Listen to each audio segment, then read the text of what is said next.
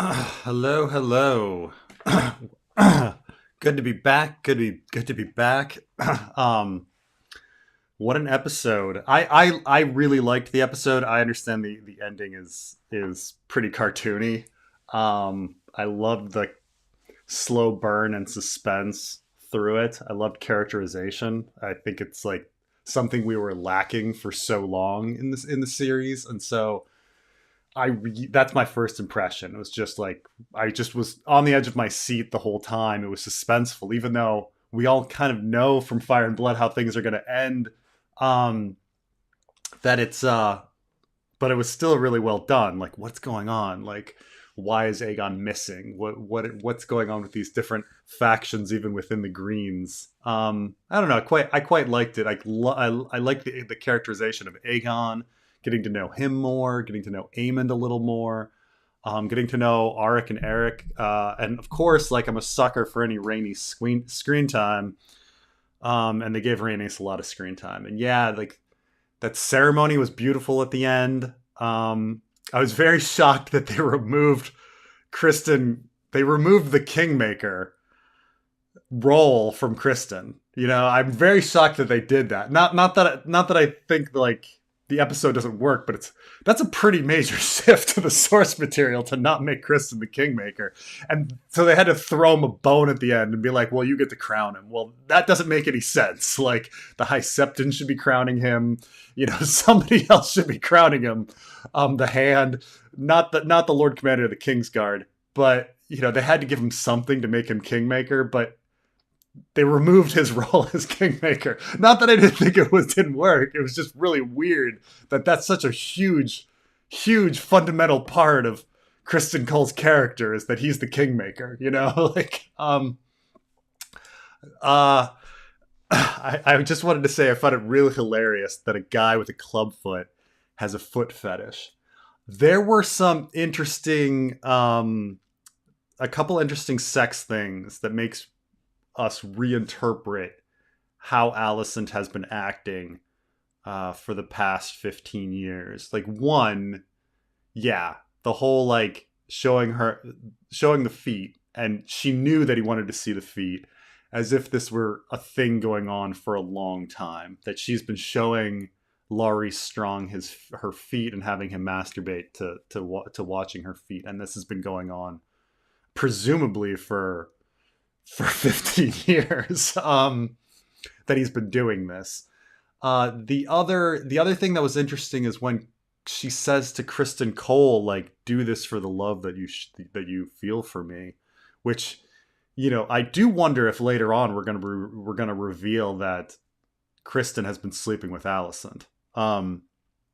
You know, Kristen making that comment at the brothel that all women are made in the image of the mother was a little too like the lady doth protest too much. I mean, obviously it was the lady doth protest too much because we know that Kristen Cole had a wild childhood and banged Rhaenyra. But it would be very interesting if there's actually an affair going on between Kristen and Alicent, which would also play into the whole deleted scene of Alicent being in love with Kristen Cole. Um,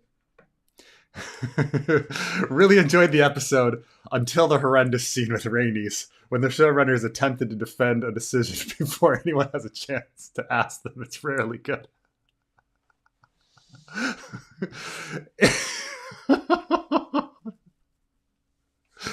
So, like, I knew that the minute they sort of said, "Oh, we're going to have you crowned at the Dragon Pit," um, at first, you know, because the Sept reappeared in this episode, the Grand Sept, not to be confused with the Great Sept, which hasn't been built yet, but the Grand Sept, which is this um, setting that was introduced solely for this scene between Alicent and Rhaenyra when they were young and they were praying, um, and then it's brought back as the hiding place for Aegon, which I do think is kind of clever. Like, where's the last place that you would search for Aegon?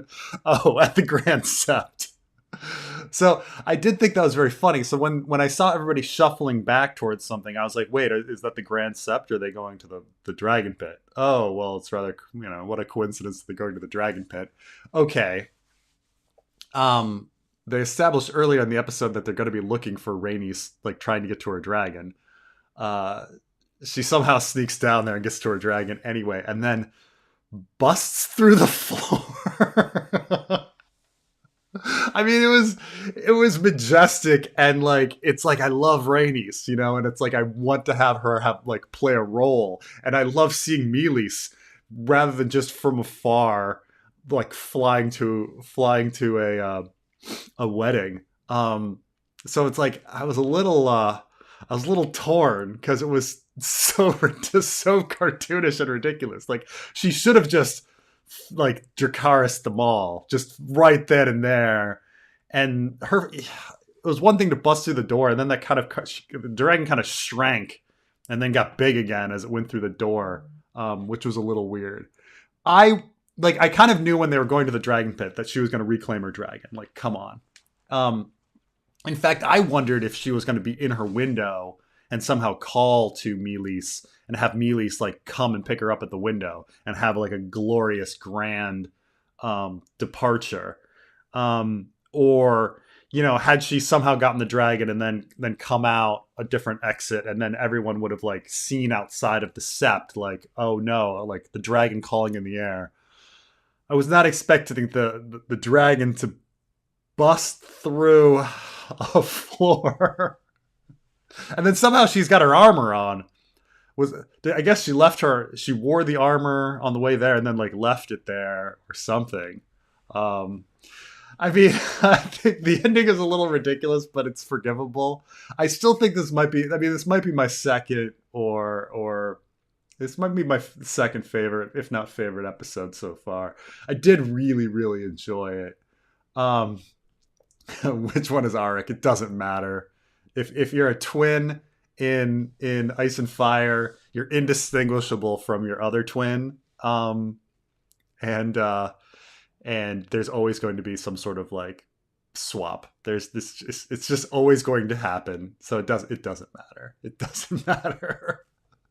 I think I made this joke.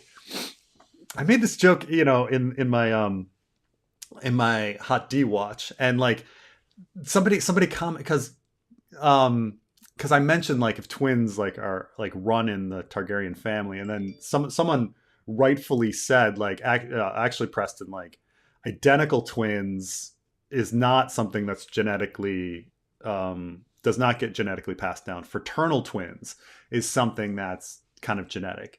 And I was like, oh, right.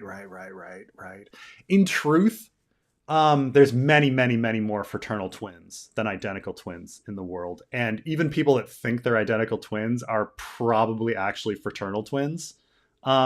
Because if you have two siblings who are the same age, who are like going through the same diet and same environment, they're probably going to look pretty alike anyway, like, as siblings.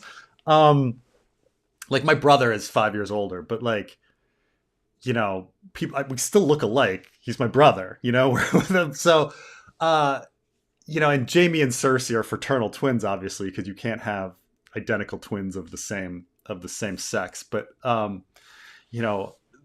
the overuse of identical, but I've not even people that are claimed to be identical twins, you can kind of tell the difference. Like this whole idea of like indistinguishable twins from each other is a ridiculous thing. But I had got some weird comment from somebody that was like, dude, like, if they can't tell them apart, they're identical. I was like, no, like identical is a split egg. A fraternal are two eggs. Like there's fundamental like difference between them. Like identical twins have the same DNA. But no, I mean, in truth, there's hardly any identical twins in the world, but no one gets DNA tests. Like if two twins come out, and then you're like, okay, they look the same, I guess you guys are identical twins. Like, no, I mean, you, unless you get a DNA test of some sort, you don't know if you're identical. You're probably still fraternal. But anyway, Arik and Eric, really, I mean, there's 4 sets of twins in the story. It's really ridiculous. George R. Martin, loves his Hollywood stuff on, before I could figure out what they were doing with the feet, I thought they were about to reveal the fake clubfoot. Yeah. It's still up in the air, right?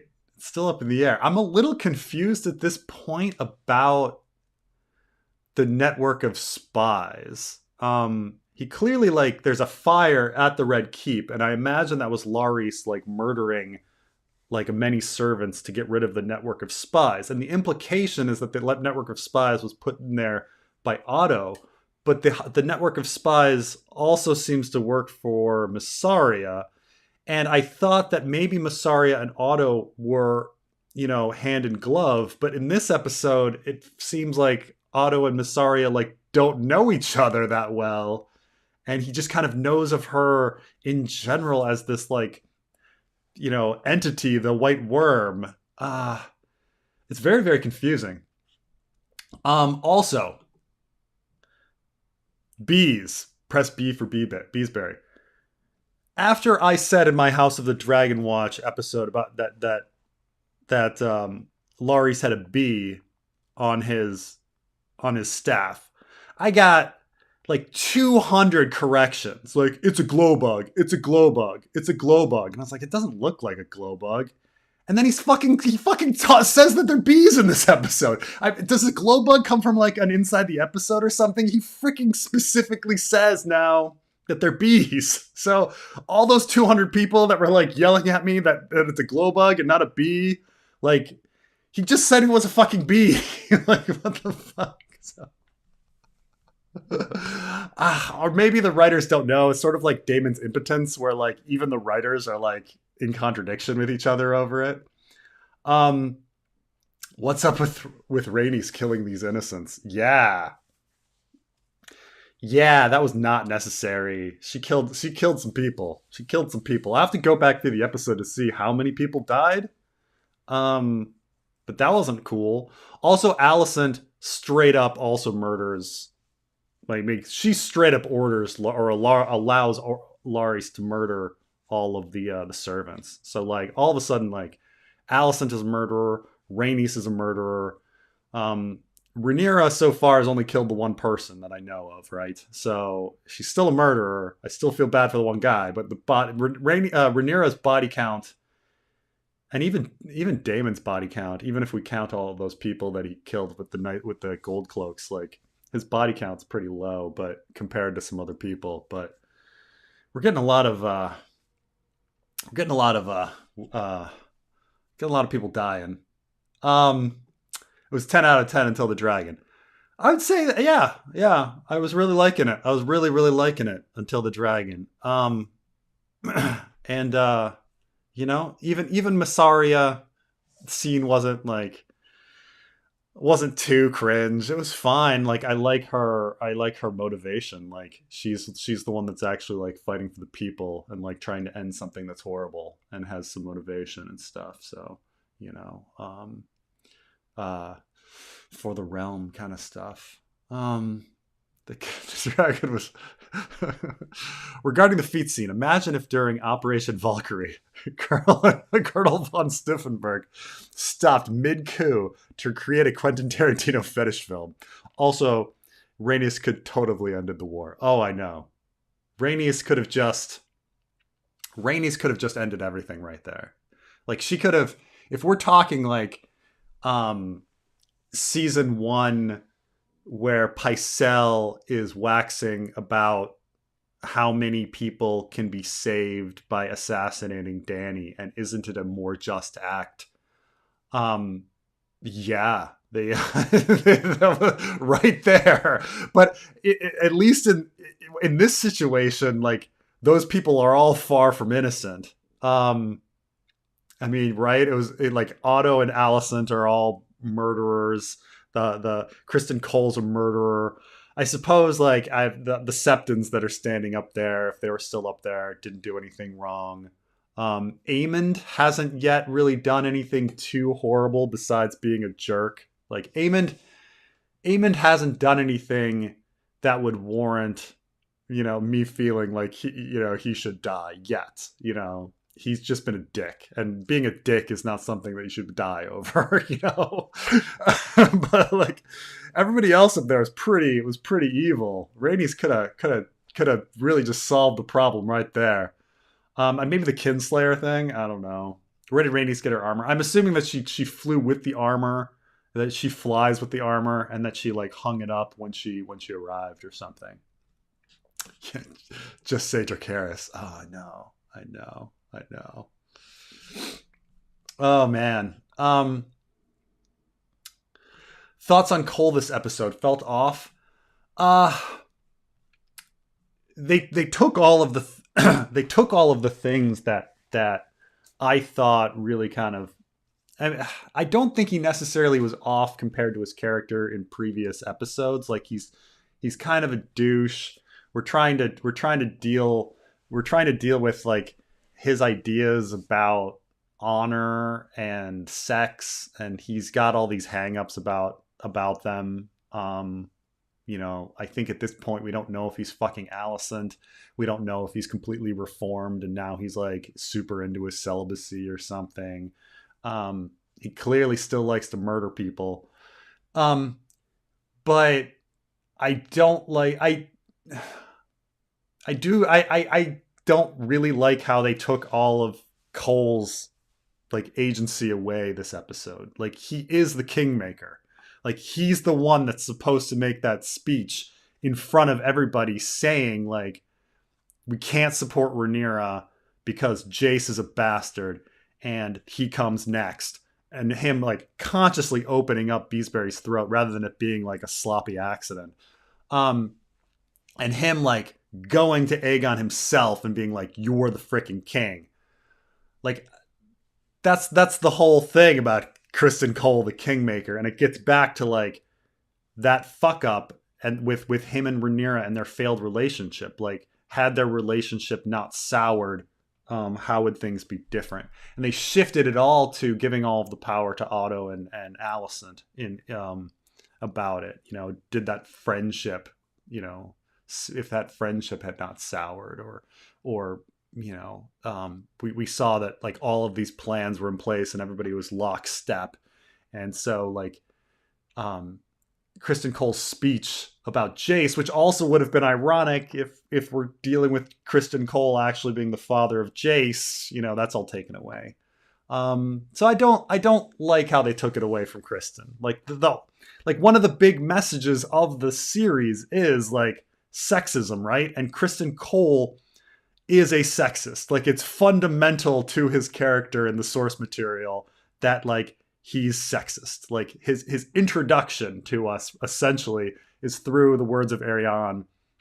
And when she says to like Anders Ironwood is Criston Cole reborn, like that's such an essential part, you know, like that he is the kingmaker, that he is the one convincing people like, no, like I'm going to frickin' like shift the power balance. Like, and I understand that it's like it's retconned a bunch with Fire and Blood, like giving more power to the Maester conspiracy and to the High Towers and Otto Hightower, and there was a plan in place, but still, like, you know, he's the kingmaker. He's the kingmaker. Like, I kind of liked the fact that it comes down to like a soured relationship, you know, but you know, still a great episode. Just that's not what I would have done with Criston.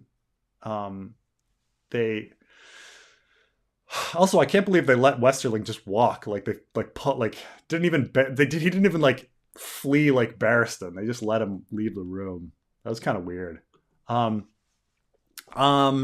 Not sure which I was rooting for more: Aemond gutting his brother during the Kingsguard fight, or claiming the crown himself, or Rhaenyra to permanently sort the greens instead of punking them. Bad decision hour. Rhaenys, yeah, to permanently sort the greens.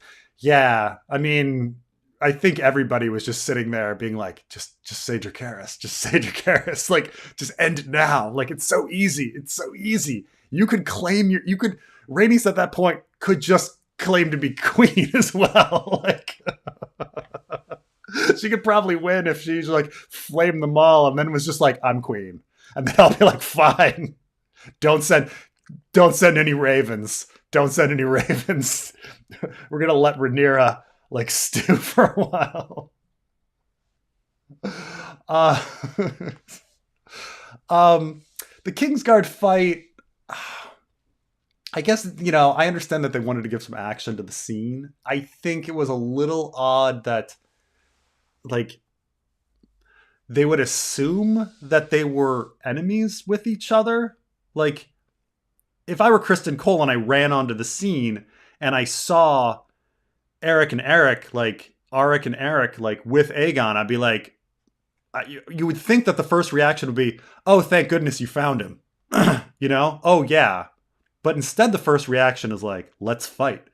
Like, it wasn't established that there are two competing interests, like Alicent finding him versus Otto finding him first.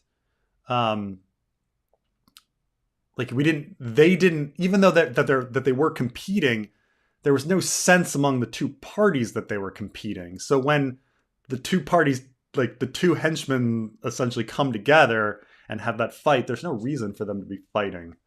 I understand that they wanted some action. The fight was okay. And I do like the whole Aemond like being like, yeah, totally, I should be king, and Aegon being like, yeah, you should totally be king. Like, I do like that little wrinkle. That was kind of cool. In the source material, Aegon's just kind of shocked, like, I don't understand Rhaenyra's heir. What? Why? Um, yeah. The foot fetish was cheap. Stupid. It means that Larius is not cheese. A lot of disappointments in this episode. We'll see. Well, I mean, we'll see. I'll have to think about whether it eliminates him as cheese. Um, but they, um, but I mean, Game of Thrones, they put a lot of this stuff in. We've already had Aegon jerking off out a window, right? And stuff like that. So there's definitely some weird stuff. I think Larius is creepy enough that we're just gonna have that be creepy, and I think it just shows that, like, Alicent, she has these moments of being proud, but she is just willing to humiliate herself, at all sorts of moments. Like, have the Crypt Keeper bang her, just be subservient to her dad. Like, you know, she looks all strong at one moment, and she's actually doing all this, like, bottom of the barrel stuff in order to like maintain her power in another way. I mean, the only way that she can, one up her own father is to let some dude like jerk off while looking at her feet. Like, that's I think it actually kind of fits. It's weird, but I don't think it's like I don't think it's inconsistent with the show, and I don't think it's inconsistent with George R. R. Martin, because George R. R. Martin is loves these like creepy stuff. So they cut Maelor. I guess so. Maybe. Um, yeah, and that's definitely Jaehaerys and Jaehaera right there. But we don't know how many kids Helena has at this point, because the only reference we had was last episode. She comes in and she's like, "Yeah, where's the servant? She's supposed to take care of the kids." And you're like, "Well, kids, is that two or three?" And then we just see two there. So maybe they cut Maelor. There's not much need for Maelor I guess. Um, we can kind of deal without it. It's like Daron. Like, if you wanted, Daron's not cut, but if you wanted to cut him, it's not that big a deal. Rhaenys massacring small folk is good black PR. Yeah. I mean, I'm gonna go back and like see how many people were hurt. It might be one of those situations where, how there's like some massive like chase scene in a city and you just see people like darting out of the way of cars, and you're like, there's no way like no one was hurt, and then afterwards they're like, thank goodness no one was hurt. Can you do that with that scene? I'll have to see. I mean, the floor exploded like and a dragon was like flopping around, so we'll see. We'll see how many people died. I'll have to look, or if how many people are like lying around on the floor dead afterwards. But yeah, that's not good PR. And if you're gonna murder randoms, why not murder the royal family? And it must be just kinslaying. Like I can't, I don't feel good about killing Helena or I can't remember if Jaehaerys and Jaehaera are up there and things like that. Um, for the record, Laurie says down one blood oath. I thought it would be great. One of the coolest scenes, up one foot fetish. Um, so this is the question of like we don't know how many times like Alicent has been doing this foot thing. I thought that like in the end, like because in the source material, Laris is becomes the master of whisperers. When he went to her on the ship and was like, "Oh, I've been a really loyal servant," and she's like, "Your loyalty has not gone unnoted." I thought at the time, like, oh, she's gonna promote him to some like position. Instead, it's like, okay, your loyalty has not been like um unnoticed. I'm gonna let you masturbate while looking at my feet. Like Allison's really, I mean, in the grand scheme, she hasn't given up much, like she just has to sit there while he like and look away while he like jerks off. She's not getting up. So, maybe all those blood oaths were just repaid with like feet showing feet. So we'll see. We'll see. I think there's a lot to, they've introduced a lot of plot threads in this episode, and we're gonna see if they make sense in the end. Like which spies work for whom and how the spy network works. Because it makes it seem like Massaria, Laris, and Otto are all independent actors working with a spy net or like trying to control a spy network that already exists. And it's hard to say like what the truth is at this point and if it's going to make sense. Um, oh, did they mess up the crowning? The Targs aren't the kings of the Rhoynar yet. Like Loris's birthmark hasn't been incorporated. That is true. However, in Fire and Blood, it's still established that the name of the king includes the Rhoynar and that they're the Lord of the Seven Kingdoms. It's kind of like China and Taiwan. Like Taiwan is not part of China in any sort of like sense, but China thinks Taiwan is part of China, and they're always going to throw Taiwan on their maps. Like it's it's something like that. Like the Seven Kingdoms is being super dickish and has been for a long time. Even though freaking like Rhaenys the Conqueror was killed and perhaps imprisoned and a dragon died and they clearly lost the war. This like the Seven Kingdoms is still the Seven Kingdoms, not the Six Kingdoms, and he's still the king of the Rhoynar, despite Kristen Cole being the only Dornishman in the Seven Kingdoms that I know about. Yeah, but that's the whole explanation, that in the source material the king is still the king of the Rhoynar, and it's still the Seven Kingdoms before the marriages to bring in Dorne, the double marriages to bring in Dorne. The foot scene is a classic HBO moment. That it is. I'm trying to think of some weird. I mean, George R. R. Martin, who of course was like writing for this sort of stuff, Hollywood kind of stuff. Like when he even like was writing Dance of the Dragons, like he knew that HBO was picking up his show. So there's some weird stuff in Dance with Dragons, like with Ramsay and the dog and Jane Poole and stuff like that. I'm trying to think of any kind of weirdness before Dance with Dragons. I mean, besides like, I mean, Tyrion's like sex scenes with Shay are explicit, but not weird, not necessarily that weird, So I'm just trying, I suppose, I mean, Feast, you get Jamie recalls some weird stuff with Cersei, but It's more about having sex in inappropriate places when like people are passed out drunk or whatever. Um, the dragon pit has locker rooms. Why not? Yeah, she just put her armor there. She got into the locker room. Um, how did Rhaenys not get crushed by the stones?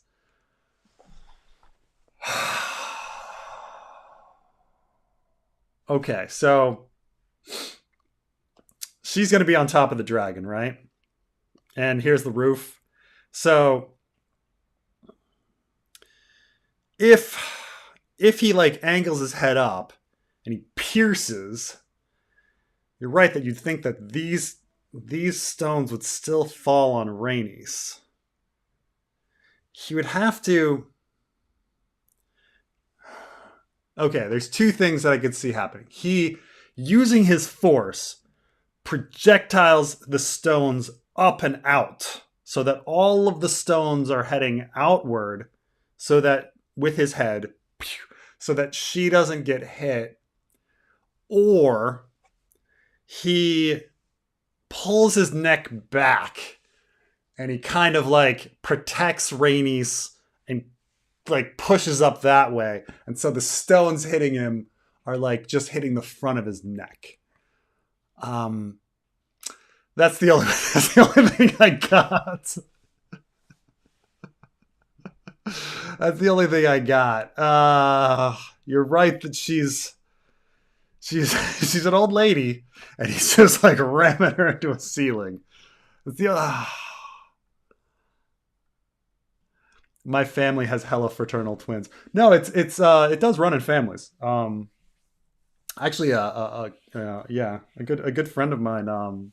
It ran in her families a bunch, and she got pregnant in her 20s and got an abortion, and she went in and she's like, oh, it was twins, and still got her abortion. She still got her abortion, but she was like, it did kind of hit her because it was like, anytime you like have those little facts about something becomes more realized in your mind. So like, this is all these B's for Beesbury. B. I'm way behind here. Okay. This show really has a thing with Kingsguard getting into weird standoffs with no sense and no consequences.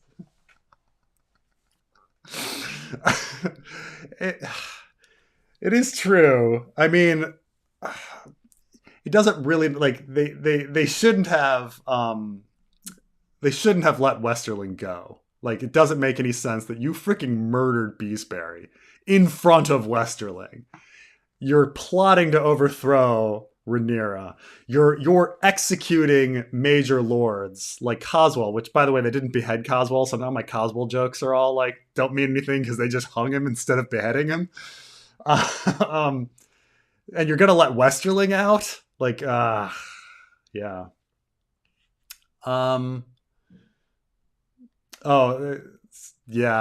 Chimera is the only humans to have two fathers, known for sometimes having different colored eyes. Sphinx Chimera, Tyrion Chimera, non sequitur. Sorry, non sequitur. This could. So chimeras are where you actually have two eggs and then they can merge, and then when a child is born, parts of the body has different DNA.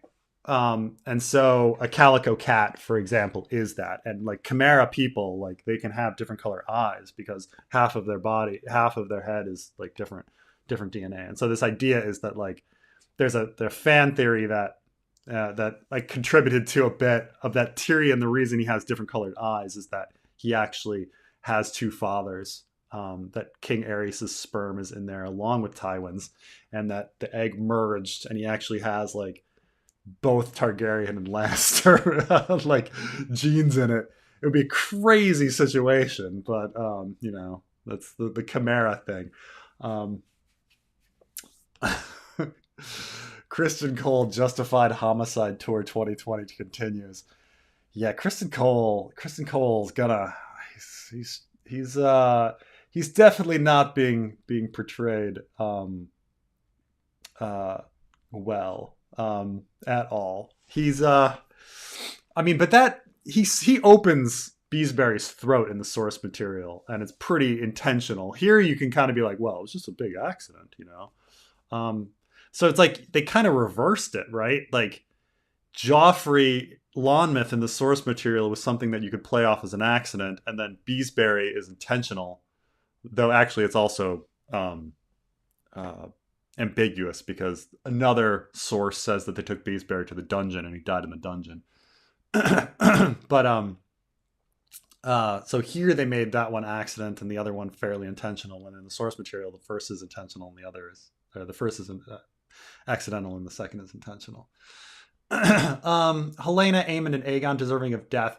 Certainly, Helena and Aemond are not. There's argument about Aegon since he's a rapist. Like obviously, like in the real world, I'm against the death penalty. Like I'm against anybody being killed. But you know, if you're gonna say like, did Aegon do something bad? Well, he's a rapist, so you know. But Helena and Aemond are are rather innocent at this moment. So. Gilbert's Kraken takes his body after his death. Did Gilbert's Kraken take his body after his death? I have to recheck. Probably, if we're going with the the parallels, I would imagine that the Kraken that he was taken. Plus, they're supposed to be buried at sea, you know, so the Kraken should grab him. I forget if even his Kraken survived. I have to recheck the ending of that. But if all of his Krakens died, it's been so long. I'm sorry. I'm sorry that I'm losing the canon of my own creation.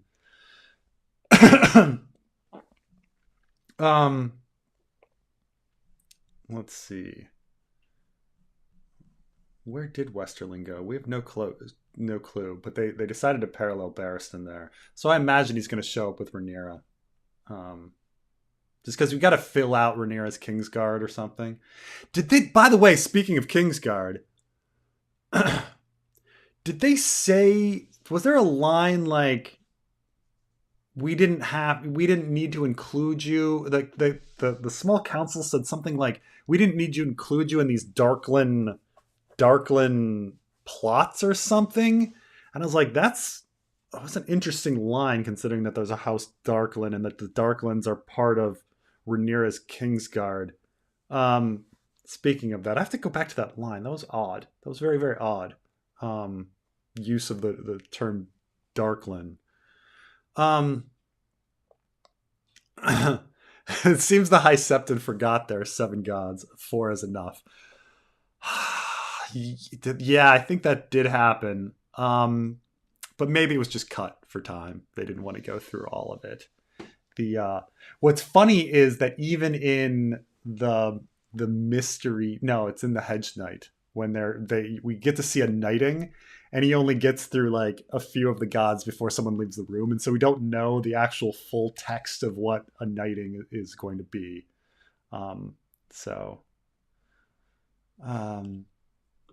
Who started the children in the fighting pits? I mean, it could have been anybody.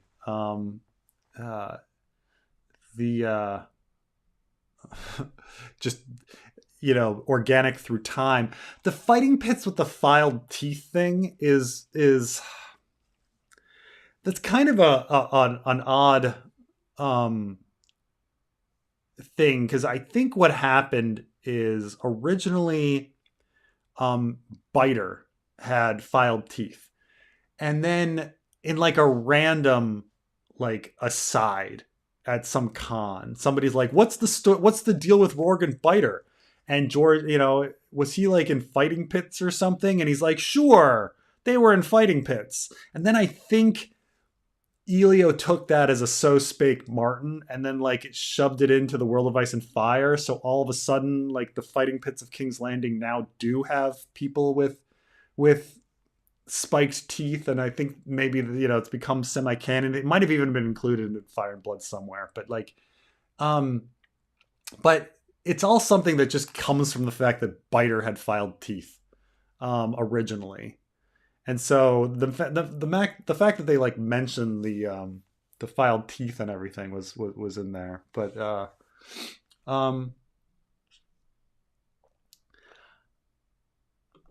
thoughts on Alicent. It felt like they flip flopped from the doe-eyed Disney princess in the first 5 episodes to if I've ever had an orgasm in my life, was a person, and now back to Disney princess.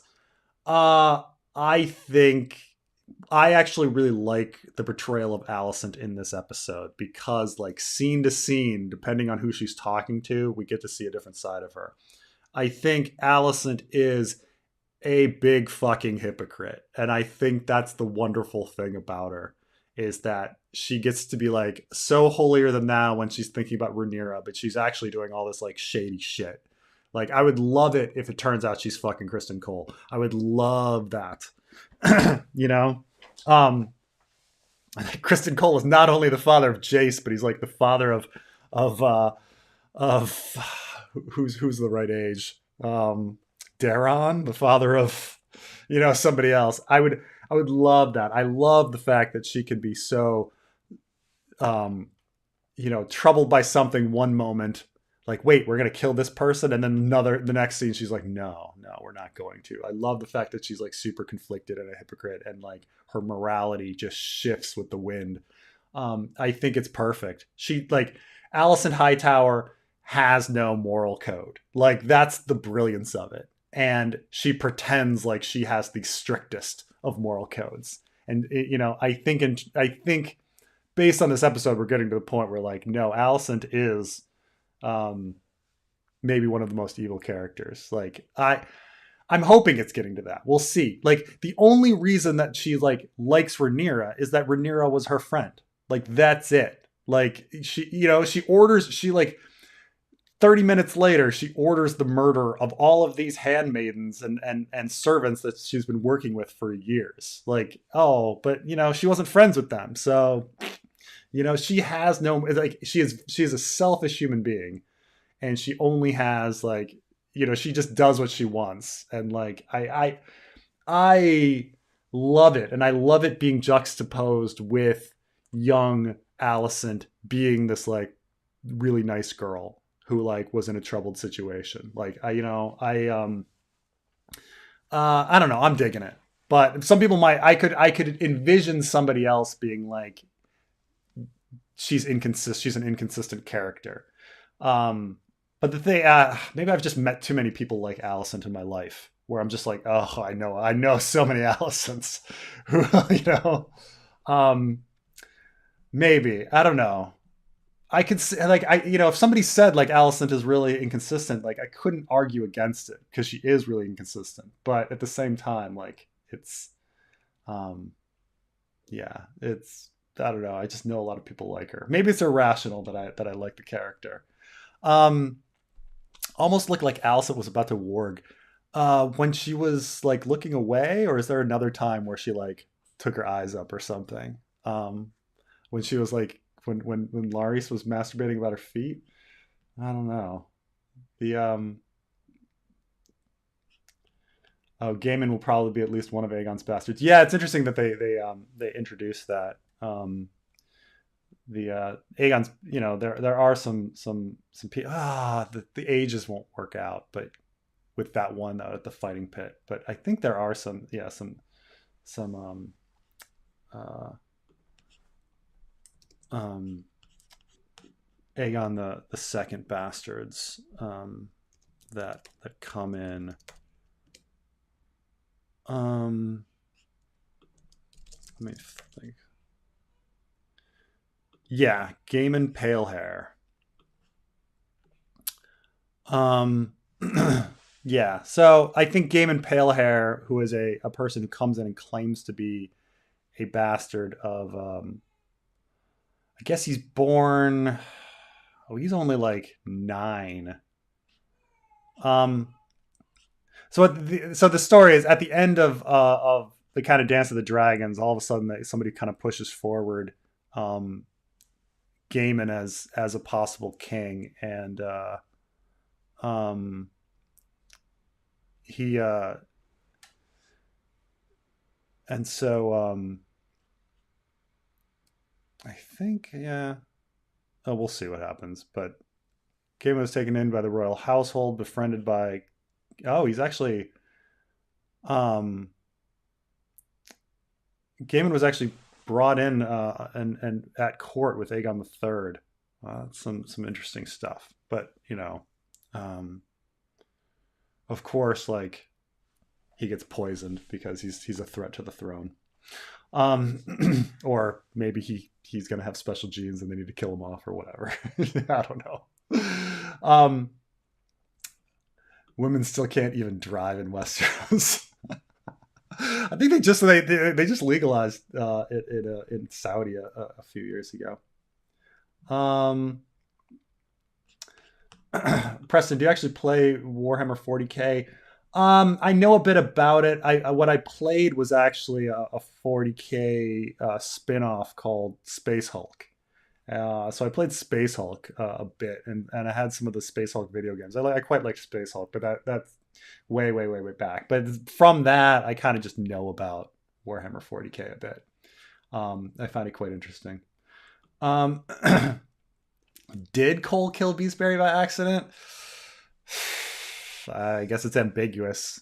I mean, if he says sit down, and then he like smashes his head into the ground. So I think they wanted it to be ambiguous or somewhat an accident. Um, oh, this is an interesting comment. The beast beneath the boards. I think Miles didn't burst through the stone. The floor of the dragon pit was partially wooden. Um, so it's not too unbelievable. That's an interesting, yeah, because this whole time we were thinking that the beast beneath the boards is were like spies, right? This whole time we've been thinking that they're spies underneath the boards in the Red Keep, but she was actually having a vision about Miles. Oh yeah, that's pretty clever. I like that a lot actually. Maybe there was wood in there. But even if it's stone, it's still we can interpret it, as a little bit, That's not so bad. Not so bad. Um, Hey Preston, love your videos. Is it just me, or does the show manage to consistently drop solid to fantastic episodes with one major ridiculous flaw? Yes, that is. I think that's for the most part what we've been seeing. Like when you think about how great the pilot is, and I think what everybody kind of was annoyed with the pilot was all the deaths at the tourney and how ridiculous that was. And so it's kind of just like one big major flaw. With episode 5, it's a pretty solid episode, except for the Kristen Cole scene at the end, which is just ridiculously over the top. I mean, we can, like, I didn't like the beginning either, but that's a little more forgivable than the Kristen Cole. Yeah, there's just like, they just like to throw in one huge, like, big thing to shock us, and these shocks, like, um it's not really what I like. Maybe it's somebody must be liking it. I'm sure some other people are like, oh my god, when that dragon came through at the end, it was insane. um but yeah, it's they're clearly trying to have like a red wedding moment every single goddamn episode. Oh, the queen is stabbing people and cutting Rhaenyra and trying to take out a child's eye, and they need to have something shocking every single episode. And it's just I don't necessarily think it lands. Like, they want to shock us, but it's a little too much. When it just doesn't make sense. uh they're trying to M. Night Shyamalan it all, right? Like, oh, there needs to be a twist. There needs to be a twist. There needs to be some sort of thing that comes in. I think you're right. I think that's it. Like, you got a pretty perfect episode. Like, this episode was pretty close to perfect. Like, it was so good. And then boom, like that dragon at the end. That dragon at the end. Hey Preston, what's the rarest animal you've seen in the wild with your own eyes? I saw black rhino in the Serengeti. I think there's only like 100 of them or something. Oh, or at least that. Like, maybe you have to get to like the specific breed of of rhino. Sometimes they're like East Africa black rhino, South, or whatever, West Africa black rhino. But I saw black rhino once on a um, um, I was in the Serengeti. Like the top part goes into Kenya, and the bottom is in Tanzania. I was actually in the Kenya part at the top, um, seeing the migration there, and I saw black rhino. So that was pretty neat. Um, let's see. Look for your brother in a brothel. Wear a cloak. There was so much wear a cloak this episode. I mean, everybody's freaking wearing a cloak. It's like it's one big wear a cloak. You know. Making the handicap guy a freak. How stupid of the writers, but not surprised. At least they made up for it with Rhaenys' exit. I mean, it is true if he's actually handicapped. This is why I think if Laris is playing Kaiser Solsay, it's it's be a nice thing. But you are right that Hollywood in general likes to take handicapped people and make them because like honestly, like handicapped people make us uncomfortable. And so they're like, oh, what's a way to make a villain like more creepy and uncomfortable? Well, let's make them handicapped, and that'll creep us out. Let's have them missing a limb or missing an eye or missing having them walk weird or whatever. Yeah, I think that's definitely something people do. But oh, dwarf sex with an underage teen. I'm trying to remember. Isn't Shay 8? I have to check Shay's age. I thought Shay was 18 in Ice and Fire. She is, yeah, she's 18. So Shay is not underage.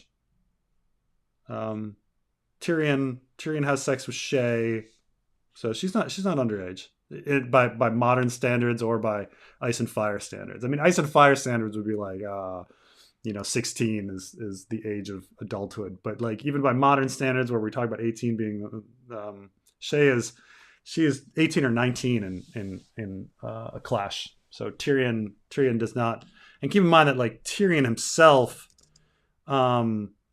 is in his mid-20s. Gotta look this up again. But which we think of Tyrion being older because of Peter Dinklage, but he's actually somewhat young. He's 20 in Clash of Kings. He would be 25, 26. Yeah, so I mean, it's not that weird for a 25-year-old to have sex with an 18-year-old. It's the let's see.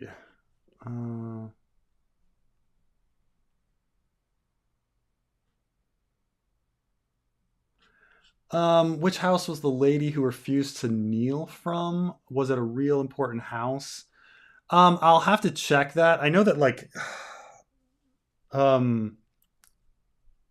have to. I mean, I can bring that up real quick because I was a little. I'm also like thinking about when and where Coswell died, because I thought that Coswell died somewhere else rather than at the Red Keep with everybody. But there was a rounding up in the source material. There is a rounding up of lords, and most of them go to the dungeon. So that does happen. So that they might have just like, she just might have been a random. But let's see here. The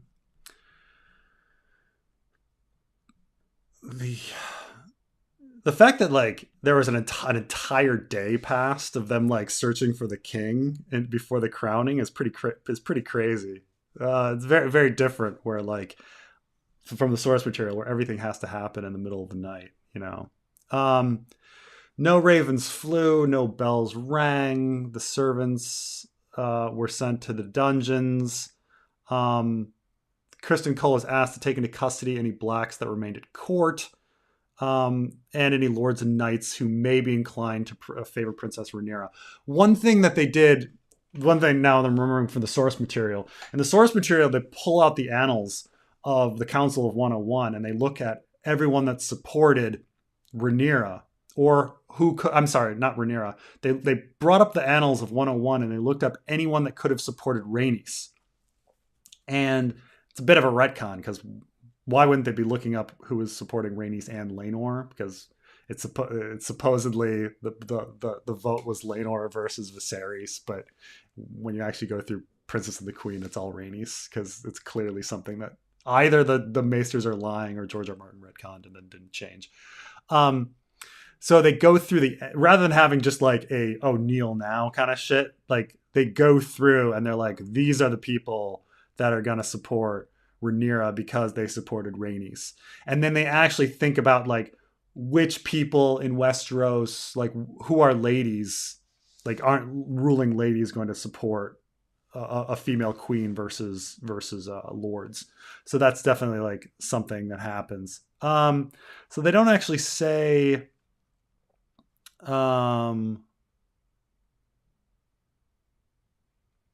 they actually don't say which lords at the time.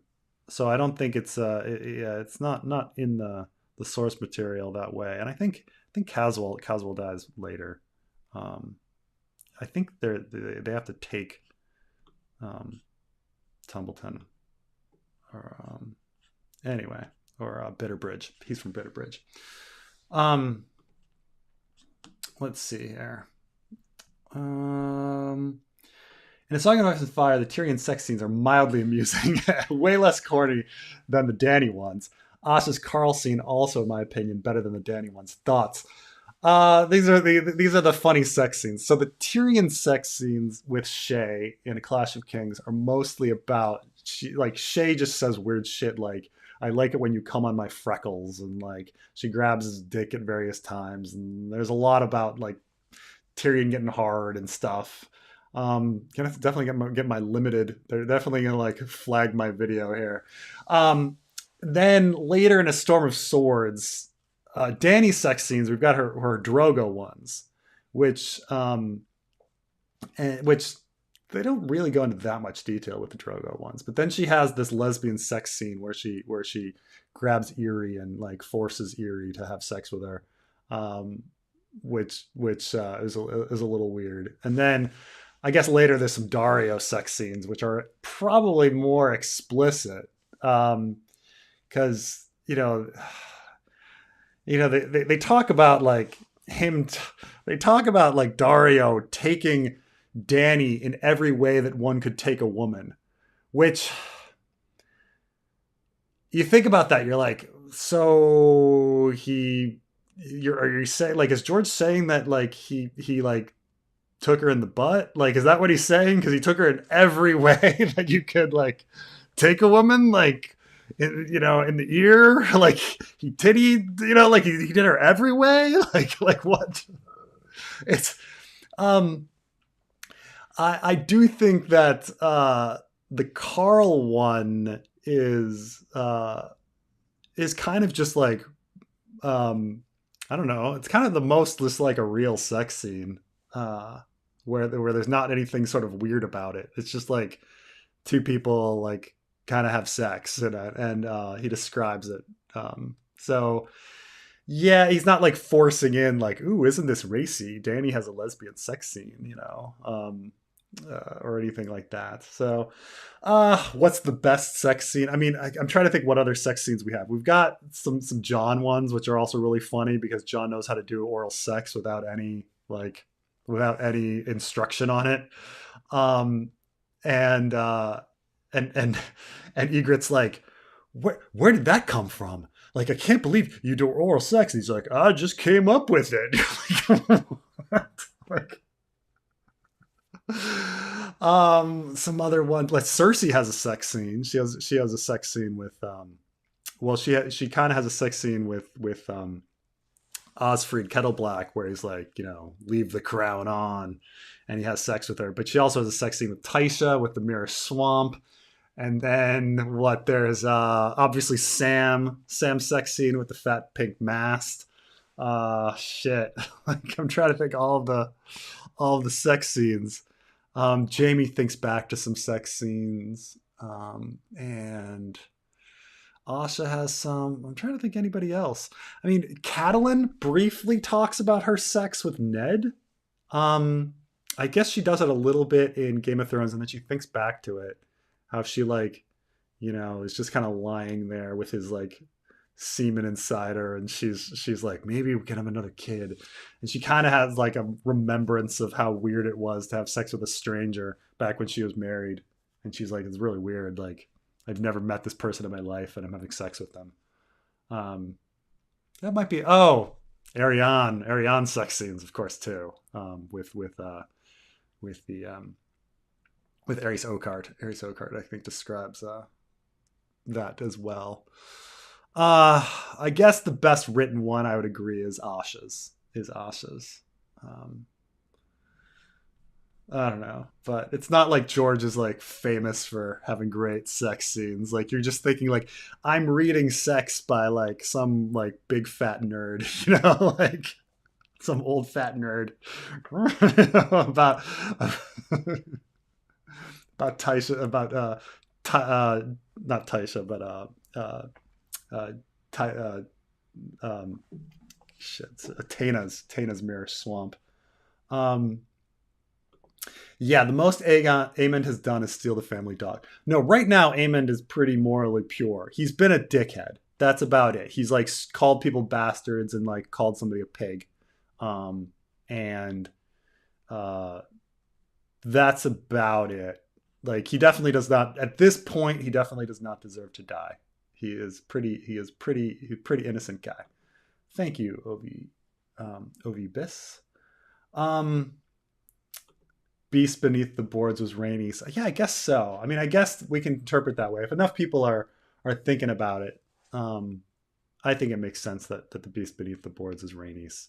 Um, Even though I thought it was going to be the spies when I first heard about it, because I mean, Larius is in the walls, but is he really beneath the floor? I don't know. The only one that's really beneath the floor is that dragon.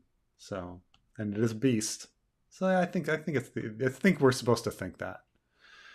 Favorite House of the Dragon books, characters, and why, and most tinfoily theory for Winds or A Song of Ice and Fire in general. Big fan, been watching since your Thousand Worlds book club. My favorite House of the Dragon book character. Um,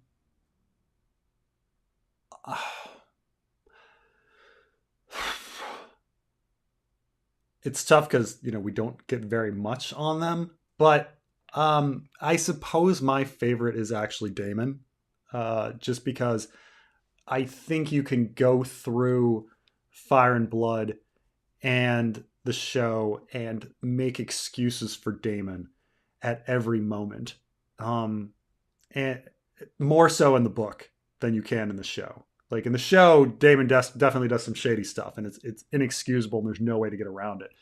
But you can go through Fire and Blood and make Damon a very innocent character, since it's unreliable narrators and people trying to sink him, who hate him, and like you can go through and be like, well, you know, that's a rumor that he killed that person. We have no idea if he killed that person. In the next scene, it's like, well, it's a rumor he did this, but he necessarily didn't do that. Like in the source material, the most evil thing he does is to have a duel with the Sea Lord of Bravos' young son and kill him in that duel. He insults a kid until the kid like challenges him to a duel, and then he kills the kid in a duel. That's the most evil thing that Daemon does in the entire story. Um, and everything else you can be like, well, he was doing somebody's bidding, or that's a lie. And so I guess what I enjoy about the thing I enjoy about the source material is the ambiguity and whether you can puzzle out a different story, or like, what if I viewed it from this perspective? How do these things go forward? And so I think Daemon is my favorite character. In the show, yeah, Damon's the most interesting as well on screen. I mean, I'm starting to really dig Alicent. I didn't think I would, and I'm starting to really like Olivia Cook's portrayal of her, especially after this episode. Um, and just because she's so like around, all over the place. And I think Laris is wonderfully creepy, wonderfully creepy. So I'm really digging Laris too. Um, you know, I know a lot of people's favorite character right now is Aemond, but I just think Aemond is still so freaking cliche. Like you're just, I think as Carmine said, you're just inserting anime villain. Like, and you're like, okay, you kind of, like it's another eye patch dude. In fact, when I was doing my House of the Dragon watch, and I kind of like was like, oh right, let me name all of the one-eyed people in Ice and Fire, and then it's like there's like so fucking many, and they all have the nickname Crow, and you're like, oh my god, like it's just, um, it's kind of cliche. Um, I'm tired of showrunners attributing female characters not acting rationally because they are mothers. 95% of the women in this world are mothers. Right, but that doesn't necessarily mean that has to be their primary motivation. The what I don't like about the like so I think it was a live stream we were having with Glidus, and we were talking about like why do they keep in Hollywood keep going to the whole fucking like I'm a mother, I'm a strong mother, I got to defend my kid kind of bullshit. Why do they keep going to that? Like which I'm gonna say like well the most classic example is Terminator 2, Sarah Connor kind of thing. Like I'm Mama Bear and don't mess with me because I'm protecting my kid, and that's Cersei, right? I gotta protect my children. Um, and I think Glidus's theory was they're going to it because when you have a writer who's a male who doesn't know that much about women, the one woman in his life that he has as a reference is his mom. And how does he see his mom? He sees his mom as a mother who does nothing but care for me. Like that's how we all frame our mothers. When I think about my mother, I instantly think this is my mother and these are all the things she's done for me in my life. So my perception, my base perception, my first imprint of what a woman is someone who cares for their young. Like that's the first thing. And it's only later that you're like, oh wait, women are people that have all sorts of different motivations in life. They do things for all sorts of reasons. Like they can have religion, they can have logic, they can have self-interest, they can have sex and motivation and romantic motivation. Anything. There's for all of the reasons that men have motivation in stories, women can have motivation in stories, okay? That's the whole thing. And so when they default to Mama Bear defending young, it's just so fucking basic. Because one, it just animalizes women. Like women are nothing more than birthers who want to defend their young like some sort of fucking animal. Like that's all they are. They don't have any like complex thought, perhaps like beyond like what any fucking animal in the animal kingdom would have. Like meanwhile men, like they're sitting there acting on honor and self-interest and friendship and bonds and complex house relations and their daddy issues. And like Damon's motivation in this is very complicated. Like his motivation seems to be about like needing to be needed and his love for his brother, but not wanting to be like subservient to his brother, but like wanting to find a place in this world plus prophecy. Like it's very complicated. And it's not just like, and it's not at all like must protect children. So it's like, yeah, 95% of these people, women in this world are mothers. 95% of these people in this world are fathers. How many are acting in a must protect child father sense? Like, that's just not the motivation. Did Viserys in anything he does like act in a must protect children father sense? Even with Rhaenyra, it was all about prophecy, right? Like he loves his daughter. There's some daddy daughter stuff, I suppose, but like he's not really very protective of his other kids. Like Eamon fucking loses an eye, and he fucking doesn't like. Um, Damon isn't a father. Doesn't act like a father at all. Aegon doesn't act like a father at all. Um, all of the male characters aren't acting like fathers, and it just goes into this like such base like biological like stupid um uh idea that like men go off and gallivant and go to war and women stay home and protect and raise their children and nurture. So it's just when they go for like mother motivation, I just roll my eyes. Like if you want to have mother motivation be part of the mix, have it be part of the mix, but don't have it be the fucking primary thing every goddamn time. Like every goddamn character, like every single one. Like just stop it. Just stop it. Ah. Do you think Massaria would be solely responsible for Blood and Cheese? Damon not involved. Korean supporters will hate it. Um, we'll see. We'll see what they're doing with the show. I could see source material says it's Massaria, or it implies that it's Massaria. Um, and so I suppose what they're setting up in the show is if Massaria doesn't get what she wants, like the fighting pits aren't burned, but I think we saw the fighting pits being burned. We saw a building being burned. Oh, I'm sorry.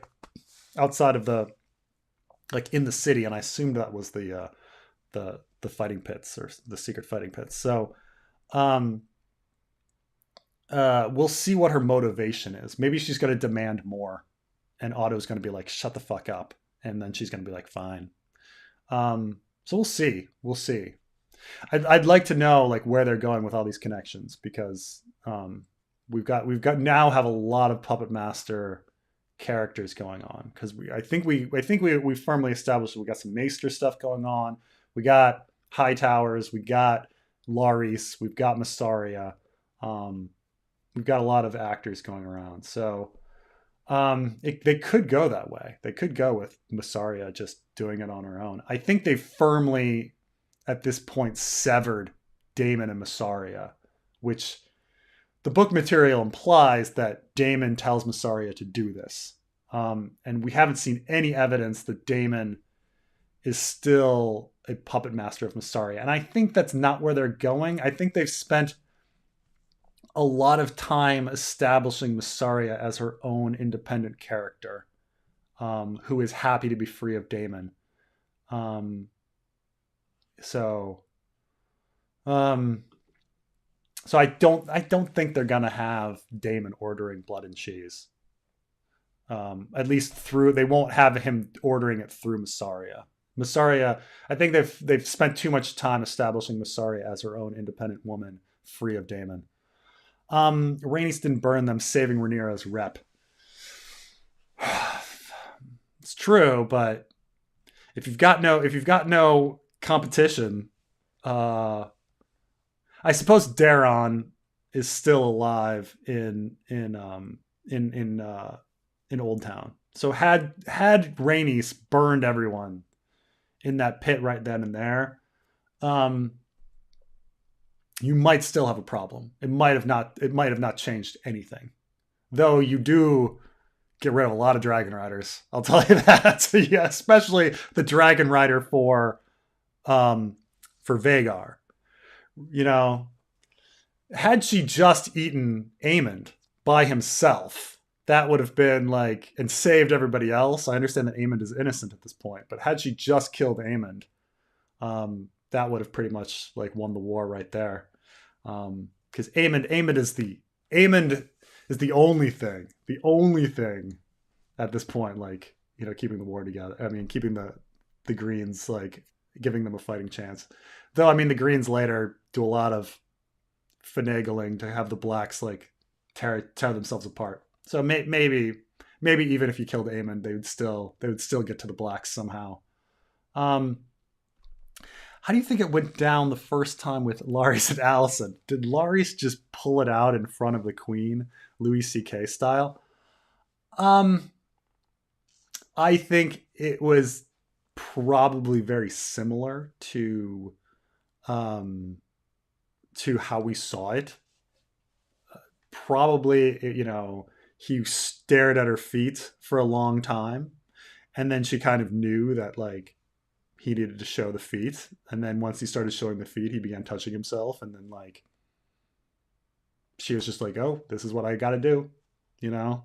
Um, he never like whipped it out. He kept it, beneath robes. I mean, not that it's like great. It's not, but like, um, but yeah, I think that was that. I think it probably went something like that. I mean, they had a lot of private dinners together, but they're getting. Massaria must know about it, considering that servant has been watching them. Um, how much did Chad love that swashbuckling? Oh, sword fight. Time to crank up the Bryan Adams Three Musketeer reference tonight. Oh, Chad definitely loved that scene. That was some great action, some great sword fighting. You know, I think Chad would love the dragon. Chad.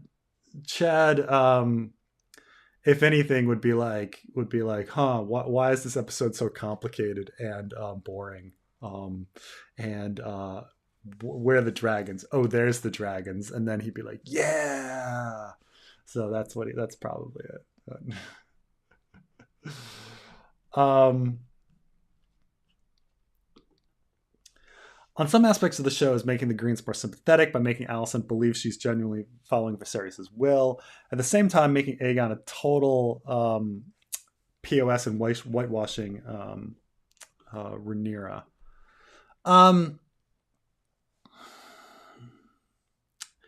They're definitely trying to whitewash Rhaenyra. I mean, I don't think they really intended for the audience, because a lot of the audience is with me and is like, dude, Rhaenyra murdered a dude.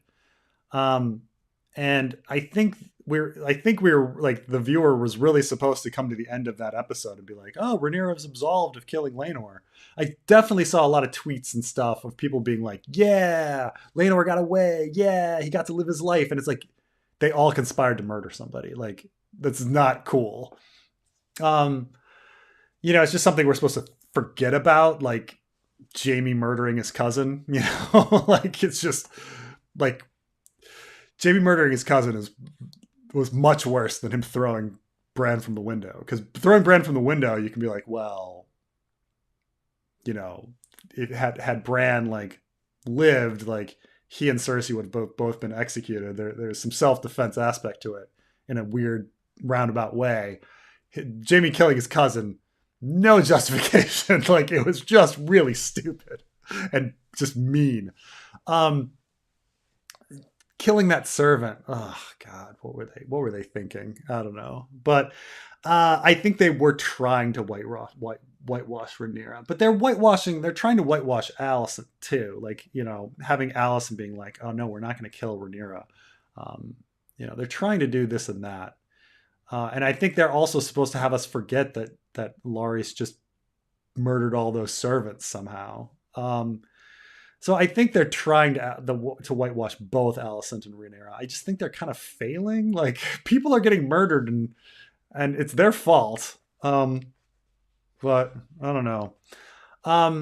Yet Aegon, they were definitely walking him back, but they've established him as a rapist, and so it's hard for people to forget that aspect of him more than, weirdly. I mean, because they had a whole scene focusing on Aegon's rape, while they try to gloss over the Alicent and Rhaenyra murders.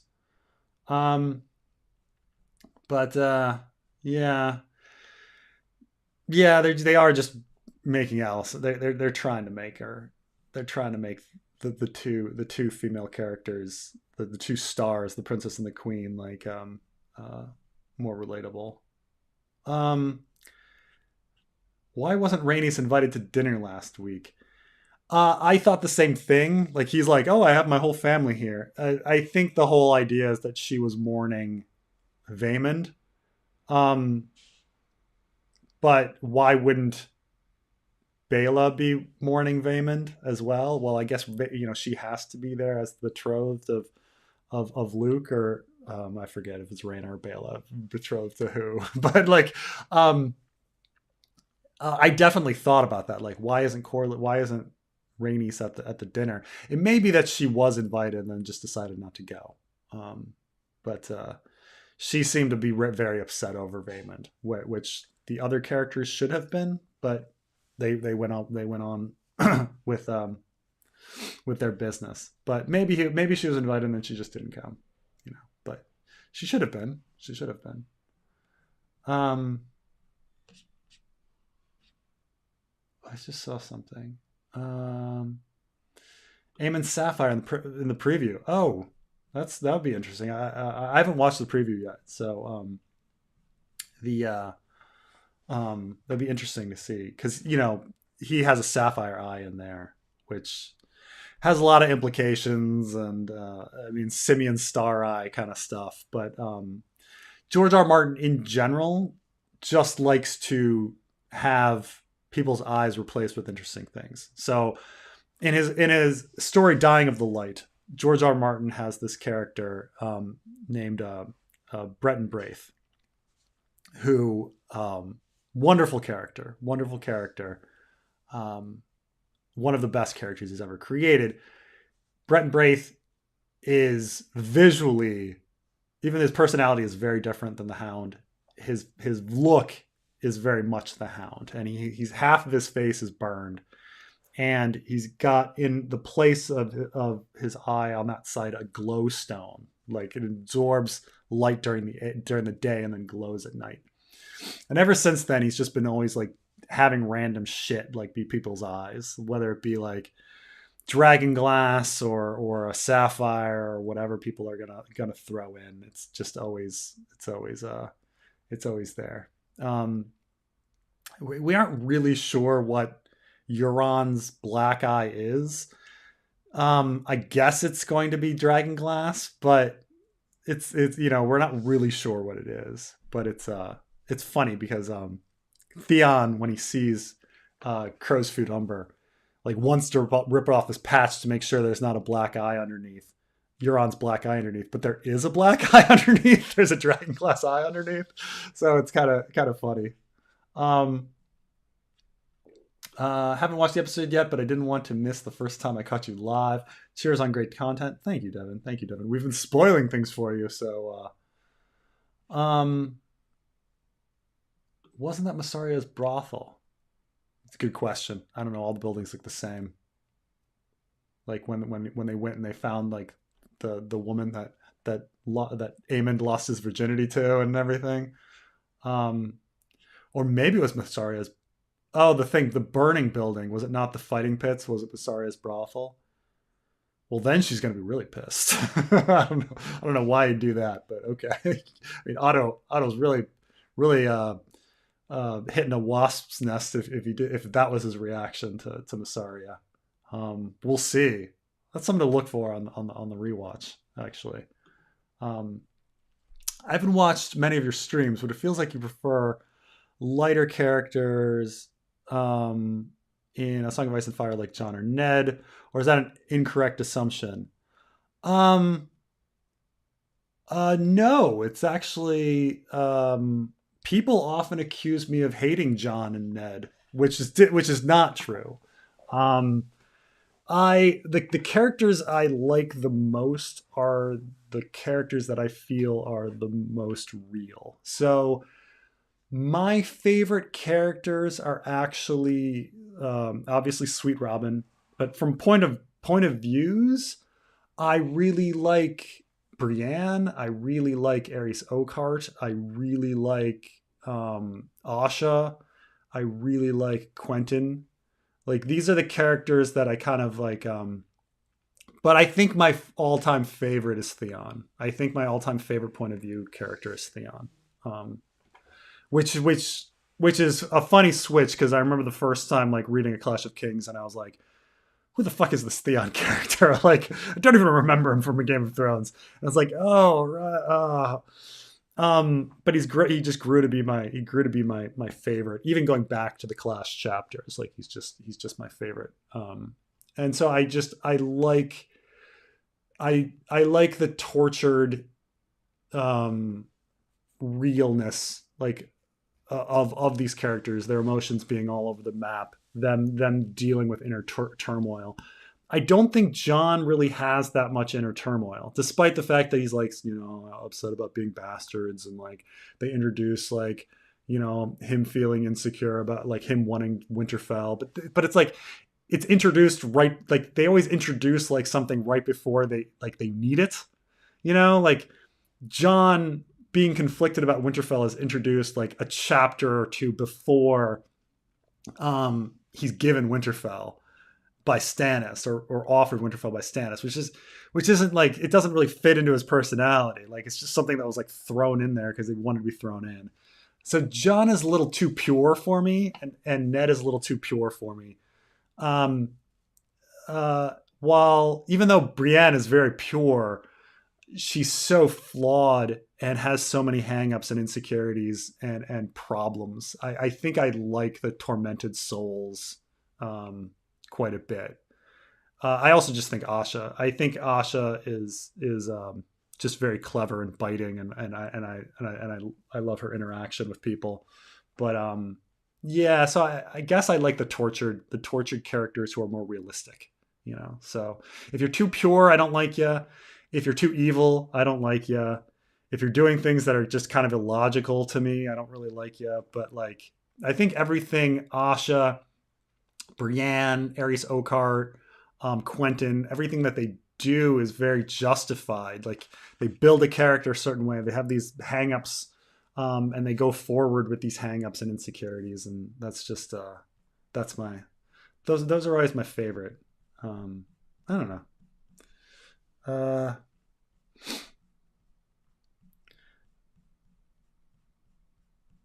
But I do get accused of hating certain characters a lot, and they're like, "You bastard! How do why do you hate Arya so much?" And I was like, I don't know. Arya was my least favorite character for, I suppose, until Feast, until she gets to Bravos. Aegon. So Aegon equals Homelander. John and Satin fanfic when. I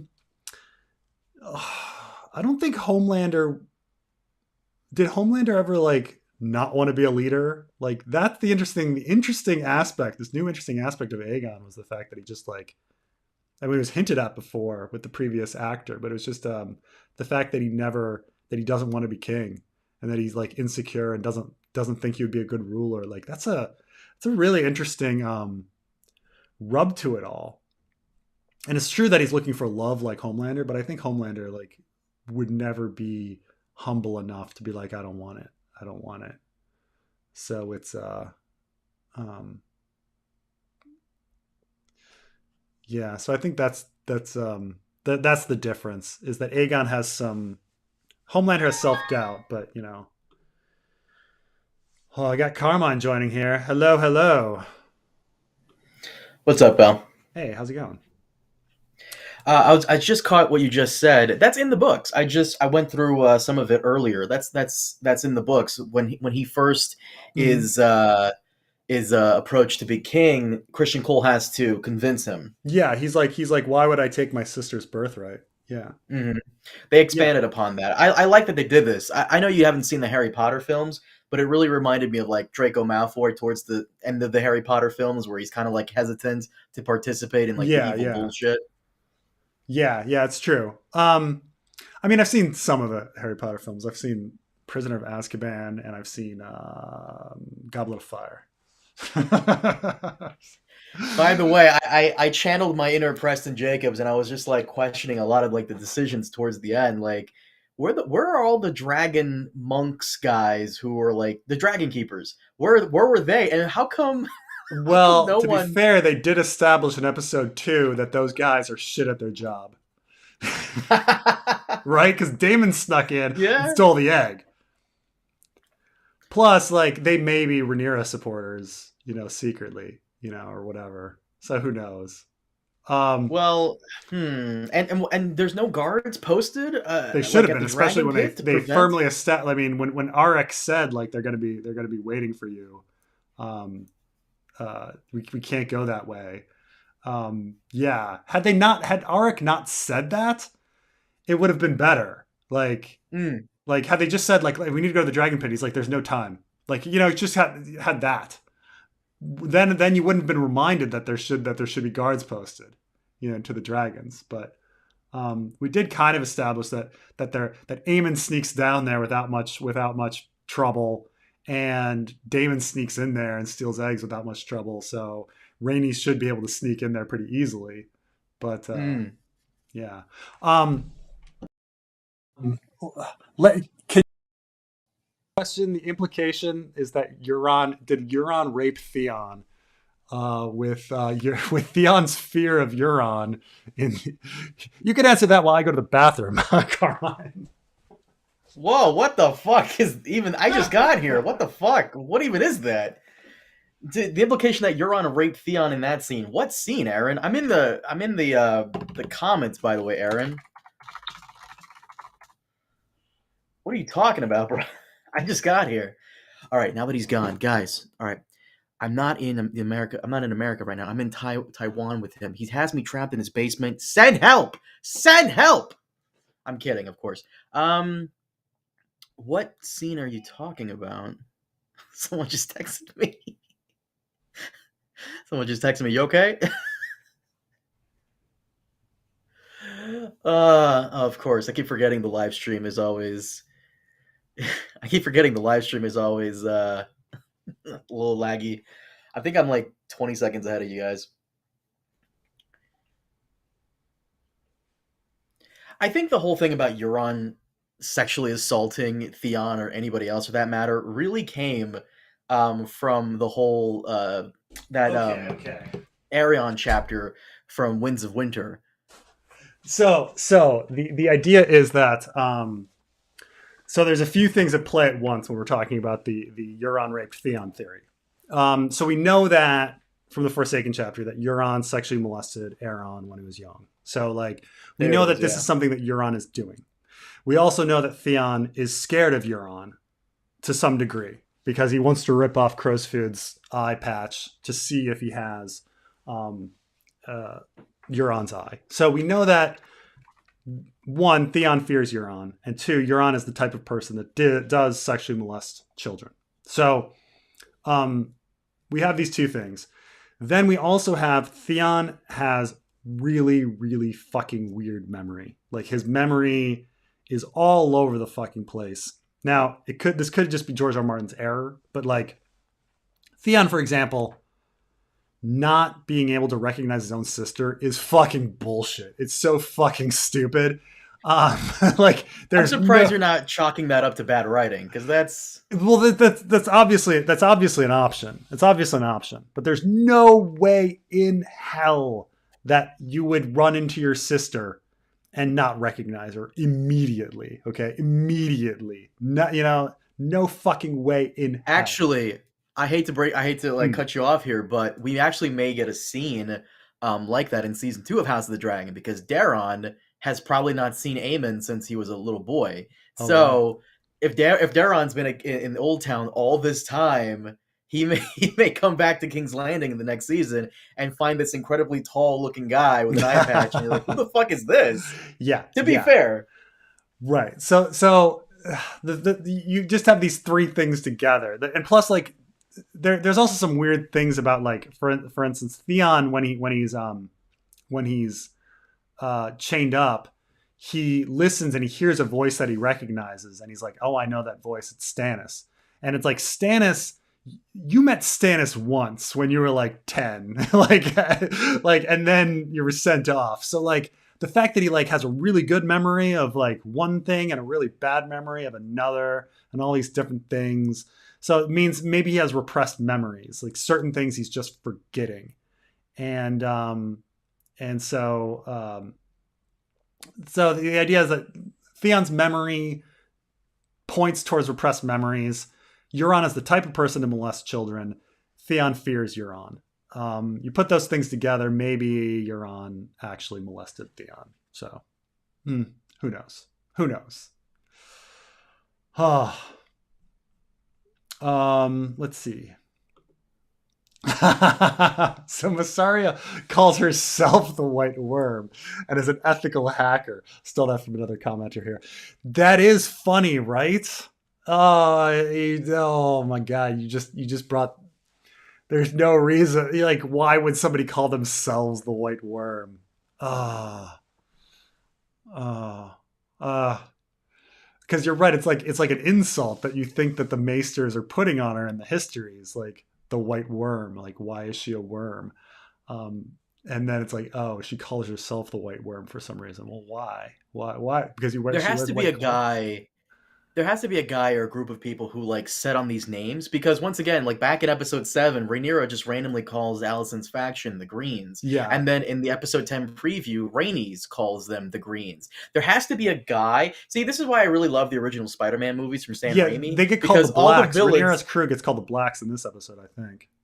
Do they actually? I don't I remember think that. so, but maybe. I'll Well, have to go back and watch it. yeah. But in the original Spider-Man movies, the new J. Jonah Jameson, the Daily Bugle, they're the ones naming all the villains, so no one else has to. They don't have to Mm, name themselves. There it is. So right, we need a right. guy to do this.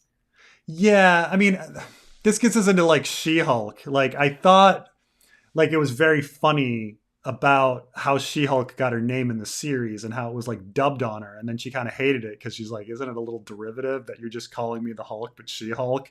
And then she gets then so somebody else takes the name and like starts marketing like perfumes, and then she's got to sue them. Like that was very funny. Like, how do you get these names in the superhero name world? Like, how do you get these nicknames, and when do you start calling yourself these nicknames? By the way, Um, real quick, what did you think of the ending? Because someone on Twitter made a very good point to me, and I fucking hate that they said this because it's kind of true. yeah, They said to me that last scene had some Game of Thrones season 8 moments in it because Rhaenys pops out of the fucking ground, and whether she wanted to or not, that is a declaration of war on the royal on the Greens, essentially, oh, because you're threatening the royal family with your fucking nuclear weapon. You're picking a side. At that point, why don't you just roast them? They're right in front of you. kinslaying. That's it. That's the only Oh, explanation I fuck have. off. Or that she didn't want to kill all of them. Kinslaying? She only wanted to kill like certain ones, but they're all standing next to each other, and so she didn't feel good about like killing Helena or Aemond, who are pretty innocent, versus like, and she doesn't know anything bad. She doesn't know anything bad about Aegon. So in a sense, like she may know that Alicent and Otto are horrible people that deserve to die, but at that point, in her mind, she doesn't know that Aegon is a rapist. She doesn't. Helena and Aemond are both innocent. Like it may just be like conflicted kind of stuff. Now it is a cartoony. I think a lot of people have been complaining about it. Like this was a perfect episode, and then they fucking ruined it at the end. And isn't that par for the course though? That like a lot of these episodes are really close to perfect, and then there's just like one atrocious scene that fucking like ruins it, right? Mm-hmm.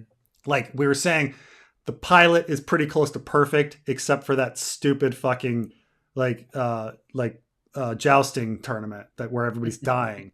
And episode 5 is really good until Kristen Cole fucking just ruins the whole thing at the end, you know? And you know, Allison grabbing the knife and like going at Rhaenyra is a bit far, you know, in that episode when it was going pretty well until then, you know. So it does seem like, you know, they're really relying heavily on creating shock and trying to have a shock moment, a red wedding gut punch, blowing up the Sept of Baelor kind of thing every episode, and it just doesn't work necessarily, you know. But it was pretty funny. Like people were earlier in the stream were like, why wasn't Rhaenys crushed with bricks?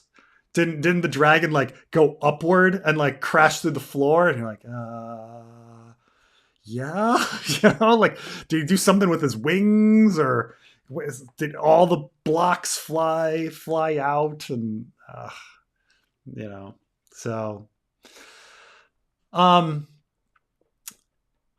you mentioned before that you find the writing in Fire and Blood to be subpar for George R. R. Martin. Do you think this is due to heavy reliance on unreliable narrator? No, I just don't think it's. I don't think Fire and Blood is George R. R. Martin's wheelhouse. Like George R. R. Martin, what George R. R. Martin is really really good at is, um, he's really good at creating. I'd say I'd say two of his strengths. Okay, one, there's a lot of strengths. Okay, one, his prose is very readable, like Stephen, not Stephen King level of readable, but it's very readable.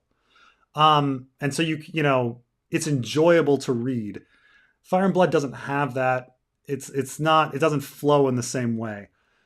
But the other thing is George R. Martin is really good at finding a balance between poetic and readability as well. So he can create something that sounds beautiful, but it doesn't sound overly flowery or overly pretentious. He writes poetically, but it's like the perfect balance of readability and poetry, so that you're not just sitting there being like, oh my God, I'm reading, 1,000 Years of Solitude, where every fucking line is like a fucking poem. Like it's like, it's pretty, but it's like, you're still moving and you're still moving plot and it's still comprehensible. You're not stopping and being like, what the fuck is he talking about? This isn't David Foster Wallace where you've got to like look up something in the dictionary, or like try to read into the word like that much where it's like stopping you. And then George R. Martin is a fucking master of characters. Like the fact that like he has so many distinct characters that are really fun, and you get to know them and you get to like them and love them. And there's very few books that have that level of characterization where you're just like, wow, for hundreds of characters, I can be like, oh, I really love that character. He's so minor, but I really love I really love like the Kettle Blacks. I really love like, and like the Kettle Blacks don't even have that many lines, but you still like are like, oh, what a great character that was. I really love like Archibald Ironwood. I really love like Garrus Drinkwater, like really great characterizations of each of these people. Pretty Maris, Dario Naharis, like Resnack, Mo Resnack, like each of them, you can sit there in your mind and like imagine them and understand them and like think about what they are. And that's what he's a master at. Fire and Blood has none of it. Like it doesn't have characterization. You're not going through the characters being like, oh, what a fucking character. What a great, like, you don't know who they are personally. Like you have no attachment to any of them. Also, like it's not as readable. It's clearly something that George R. Martin like crapped out really quickly because he needed to. Now, the saving grace of Fire and Blood, and specifically the Rogue Prince and Princess of the Queen, the Rogue Prince, I think, being the most superior, it's the best part of Fire and Blood, the time, and that being the ambiguity, like the ambiguity and writing it like history where you don't know what happens and you can interpret this many ways is the most interesting aspect of it. Which it's its saving grace. If it were not that, if that were not part of it, I would say that it's a completely worthless like writing. Like I know it's sacrilege. Some people really like it. Some people really like Fire and Blood, but for me, how the Rogue Prince is specifically written, with various events being ambiguous and us trying to puzzle things out, is the only thing worthwhile about it. Which is why like I don't even like the other parts of Fire and Blood very much, because they don't have that as much. It's just, some stuff happened. Well, I don't, like besides like as fans, how you're like going through the stuff happens and thinking about how it affects Ice and Fire. Like that's about all. Like you're like, it's like if somebody said like, what do you think about the World of Ice and Fire? Well, the World of Ice and Fire, it's just like, it's a shit book. Like but you're like going through it with a fine tooth comb, looking for stuff that might give you hints about Ice and Fire. So it's just, I think it fails because it's just not what George R. Martin does. Like it's not a beautiful story with beautiful characters. Like it's just stuff happens. Like it might as well be something written by a 10-year-old. By the way, be sure to catch our Fire and Blood continuation podcast after House the Dragon is done. I hope you guys tune in for that. I know I sound like I'm being really harsh on Fire and Blood, but I just, George R. Martin is capable of so much more. And just because it's George R. Martin, like doesn't, Like, do I think George R. R. Martin is like an incredible world builder? Not really. Like, not really. Um, like it. He has some kingdoms, and there's a bunch of people in the kingdoms, and there's dragons and stuff, and like I'm not like what I love about Ice and Fire is the characters and the stories, and not in the sense of like stuff happens, but the stuff's fitting, and there's mysteries, and there's resolutions in certain ways. Uh, uh, well, Fire and Blood just doesn't have that. It just doesn't have that in any way. I don't know. The unreliable narrator is the only good thing about Fire and Blood. How do you feel about Vaemon's death? Rhaenyra has him killed and fed to Cyrax. Meanwhile, Aegon's only a rapist, according to Mushroom, who also alleges brothel queens. Bet they won't. Bet that won't make the cut though. Um, oh. I think you meant yeah. So actually, both Vaemond and Aegon are fed to. Uh, actually, wait, no. Rhaenyra is fed to. Aegon is fed. Aegon feeds Rhaenyra to his dragon Sunfire. Aegon dies. Yeah, let's get Poison. this straight here. He gets Allegedly. poisoned. Allegedly. I think Larys confesses that no, Yeah, Maester Orwell confesses to Cregan Stark, I believe. yeah, mm-hmm. Yeah. They just find him dead within his litter, poisoned. Yeah. Um. So yeah, Vaemond is killed and fed to Cyrax. And I think it was an attempt to, like, they don't want to make Rhaenyra and Alicent. They're really trying hard to not make Rhaenyra and Alicent so evil so soon. Um, and killing Vaemond is a pretty bad thing that Rhaenyra does. He could have been sent to the wall. He could have been beheaded or whatever, or put in the dungeons. But she feeds him to a dragon, as a statement. Um, uh, Meanwhile, Aegon's only a rapist, according to Mushroom, who alleges brothel queens. But the woman now I'm understanding the question. So yes, according to the source material, isn't Aegon a better person than Rhaenyra? Yes. Aegon's still a bad person, but like, is he? He's not a murderer yet at that point.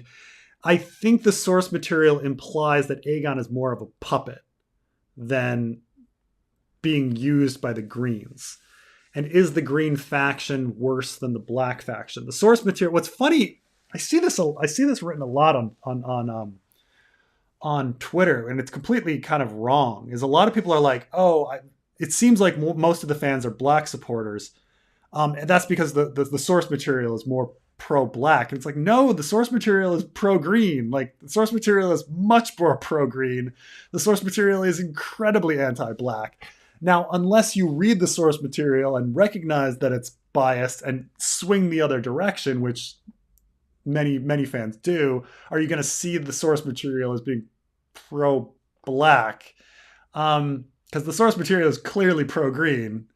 We're supposed the evil events of the Greens are being hidden, while evil events of the Blacks are being created and enhanced. So who's more evil, Rhaenyra or Aegon? They're both evil. I guess Rhaenyra eventually becomes more evil than Aegon, but Aegon's evil. Like, they all end up shitty, and that's the point, is that these shitty circumstances create shitty people. But There's one guy in my comment section who made a very good point. This guy figured out Ice and Fire. James Perel, he says, how on earth could anyone support the Greens? They're so awful. Rhaenyra has done so much less evil than basically everyone else. So by that logic, because Rhaenyra is not as evil, she's the better one. She's right. evil, but not as evil. Therefore, come on, Right. it's very Right. clear. It's yeah, it's look, everybody's bad right now except for Helena and maybe Aemond, like, but and they're Aemond's probably going to become evil later. But like they're all bad people. We should, we should be rooting for none of these. The story wasn't even supposed to exist on its own with like it was supposed to be like a mirror into Danny and young Griff. Like it's not, like it was never and originally it was supposed to be something for Arion Martell to call back to with Myrcella and Tommen. Like it's not supposed to be its own unique tale. It was supposed to just be like fodder, like the world, everything being poetry and the world happening again in a circle. Wait, Um, really? Stannis references this in Storm of Swords before Arianne and Feast for Crows. so, well, he references the Kingmaker is referenced. Um, when is Rhaenyra called a traitor? So here's the long That here's was the for Storm of I'll get Swords. into the history here. So the originally it, the Dance of the Dragons was just a brother and a sister, 1 year apart. Rhaenyra being the elder and Aegon being the younger of 1 year. Um, the um, yeah, okay. Rhaenyra is traitors pay with their lives, right? So in the original Game of Thrones, and we get this only from the appendix. So in the Game of Thrones appendix, there is a list of the Targaryen kings, and Aegon is listed, and it mentions that Aegon was a year younger than Rhaenyra, and they went to war, and that was it, and that was the whole story. And this is supposed to be the plan in George R. R. Martin's mind is he's thinking about the Dornish story probably, because what happens is later, um, uh, in when Feast comes out, we've got Myrcella being 1 year older than Tommen, and then um, you know Arianne being the Queenmaker, a mirror to King Kristen Cole being the Kingmaker, and it's introduced that like Kristen Cole was having an affair with Rhaenyra and things like this. So that's all. That's all the story we got, was that they were actually full-blooded siblings, 1 year apart, and then we started getting a retcon. So Princess and the Queen is and the Rogue Prince are written, and the ages are shifted, and they are made half siblings, and all of a sudden, all of these mirrors to Rhaenyra being Daenerys are introduced.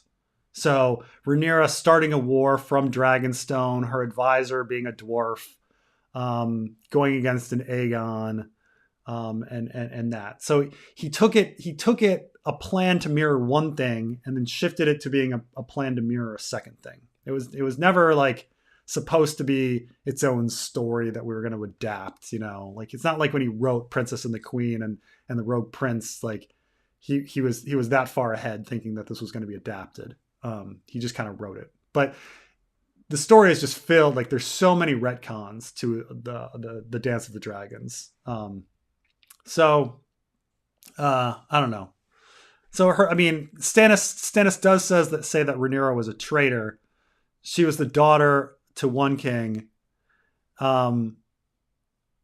Yet she tried to usurp her brother's crown. That's it. That's all. Like the exact same kind of story that was in the appendix. Like that Stannis thought that Rhaenyra was not the real king. Well, in a Feast for Crows, it's very clear that Viserys like chose Rhaenyra. I don't know. I don't know. Carmine, does that answer all your questions? I'm not sure if I explained it very well. I've explained this before, but Oh, did I ask about that? No. yeah, you Did I were say you were something about talking that? about I don't remember. like what the because I was saying that like the Dance of the Dragons was just supposed to be a parallel. It was a parallel to one Oh, that's situation, right. Yeah. and then it was rewritten to be a parallel to a different situation. It started out as a parallel to Myrcella and Tommen, and it was rewritten to be a parallel to Daenerys and young Griff. That's essentially the long and the Yeah. short. Area 2 progress, more or fewer submissions. You're cool. Yeah, the I've been reading over them. I haven't started merging or anything like that because I've been very busy. Because I was on. I did a short trip, and then came back and just started doing fucking work on videos. Um, but I have read through a bunch. Yeah, there's fewer submissions this time. I don't think it's that many people as many people are interested in Aereo, but it's still a good 20 submissions or so. So there's definitely a good enough material. But so there's plenty of submissions, some great ideas. Been looking through there on and so I think it'll come together quite well. But it's supposed to be a shorter chapter than the other ones that we're doing. I think hopefully it'll be a simpler chapter, but so I'm just gonna work on merging them all and then get stuff to the editors. But yeah, working pretty well, pretty well. Um, Rhaenys is a sociopath instead. Kill 500 city folk, not family. Well, this is the whole thing with like Rhaenyra as well, killing us strangers. Um, do you think the hooded man in black walking past the burning building was Laurie's cheese or both?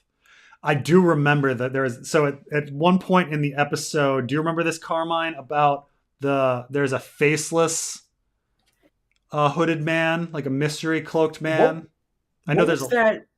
Yeah, what was that building he burned? Was that Misara's hideout? so I have to go back on this. My first impression that those were the fighting pits because Otto had promised to burn the fighting pits. However, somebody else was like, I think that might be Masaria's brothel. And it's like, Yeah. holy shit, like, if auto burning Masaria's brothel would be pretty ballsy, maybe it's just like Laris burning Masaria's brothel to create division between Masaria and Otto. Um, so there's a lot of options. Like, one, I have to check to see if it's the fighting pits, and two, to see if it's Masaria's brothel. Um, I don't know right now. But yeah, I think that Hood Man Black, it's probably Laris now that I'm thinking through it. It's like Laris who does not really have a clubfoot, right? Um That's an elaborate thing. It's an it's elaborate disguise. we're getting a lot of yeah, yeah. We're getting, I've been saying this for a long time. It'll be Vindication Day when we find out that Larius doesn't have a clubfoot. People like fucking Preston called it. Everyone made fun of him. Everyone made fun of him. What's funny is that Ryan Condal is answering all of these ambiguous questions Hmm. posed in Fire and Blood, but I don't think the question of whether or not Laris was cheese or blood is ever posed. No, no, it's a crazy fan theory, Hmm. put forward by people like me. It's fairly obscure too. Like, not that many people So put it you forward. may not get it, and I was very wrong. I thought Blood and Cheese would be the penultimate episode because Mm. that's the only gut punch in the early dance. The other gut punch being what happens with Rainey's and Maylee's and that whole situation. Um, but yeah, no, that's the only the other and the gut punch. Another one going forward would be Amond and Damon. But no blood and cheese this season. Um, Let me think, because blood and cheese has to happen Blood uh, and cheese is the after direct Storm's End. result, right? And Storm's End. I just saw the preview for episode 10 is next episode. Yeah, and they mentioned Just Storm's End here, so maybe it'll mhm. be it'll either be after the battle, they'll do double gut punch, boom boom, or it's gonna be season premiere of season 2. You know, That's a very horrific season premiere. That's one of the craziest shit I've read. God, that's like top 5 craziest shit I've read. Yeah, I And mean, that's I could see like I could see them doing both, like end with blood and cheese. Like that would be a way to fucking end it. Um, Thank you, Jasnia. Oh, the white worm thing. Some people reclaim insults and use them as their identity. You know, black people have a word for that. Yeah, it's true. The same with like you know, queer, and stuff like that. It could be like Masari has been getting called the white worm for a while, so I'm just gonna fucking I'll fucking reclaim it and be the white worm. It's true.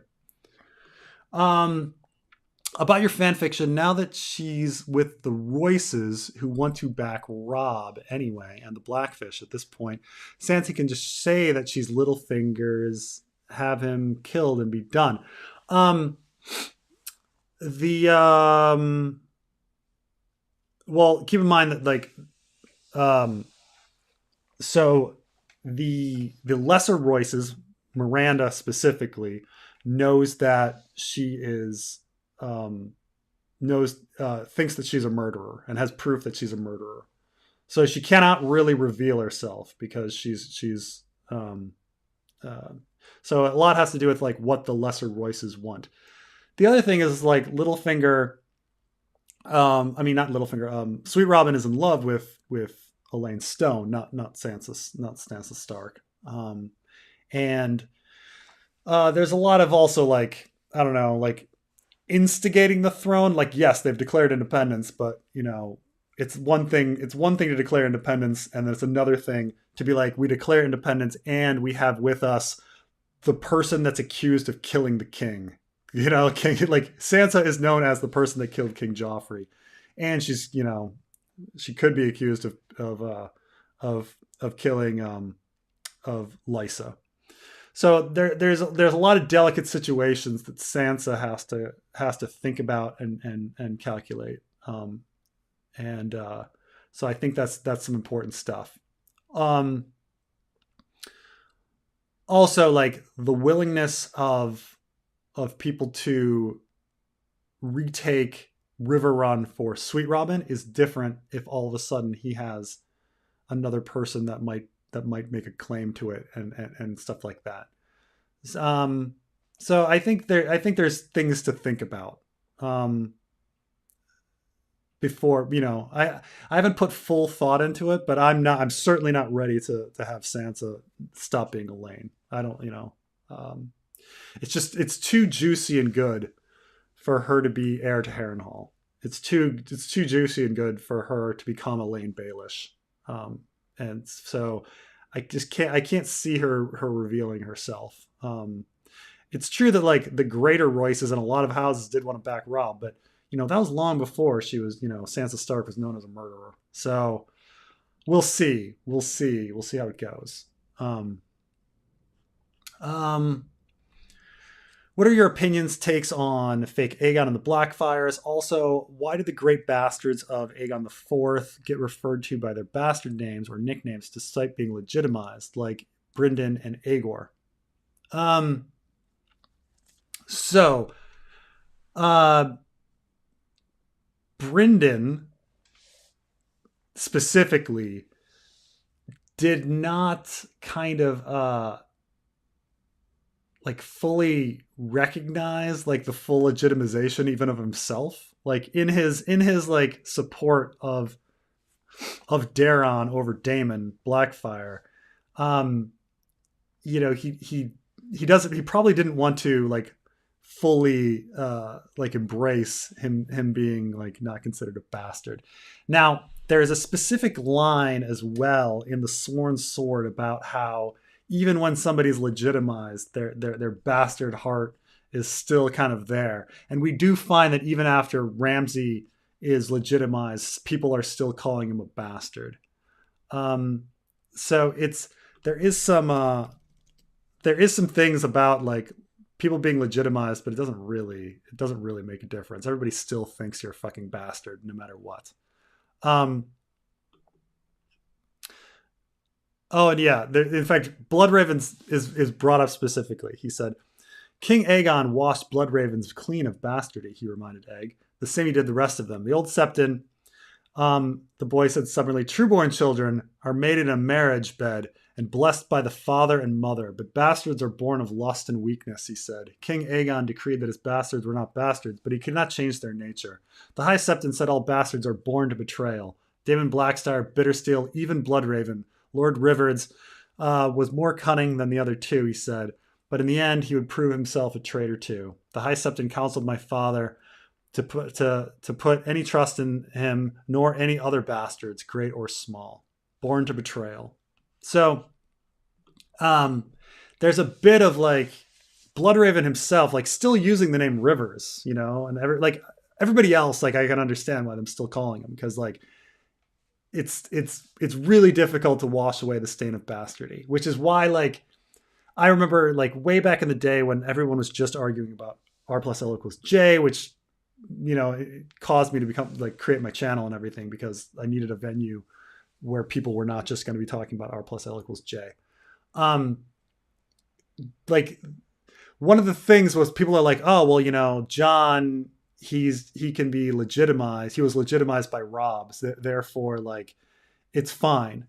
And it's like, no, like, people still will see him as a bastard. Like, that's not like, no one's going to unite behind John.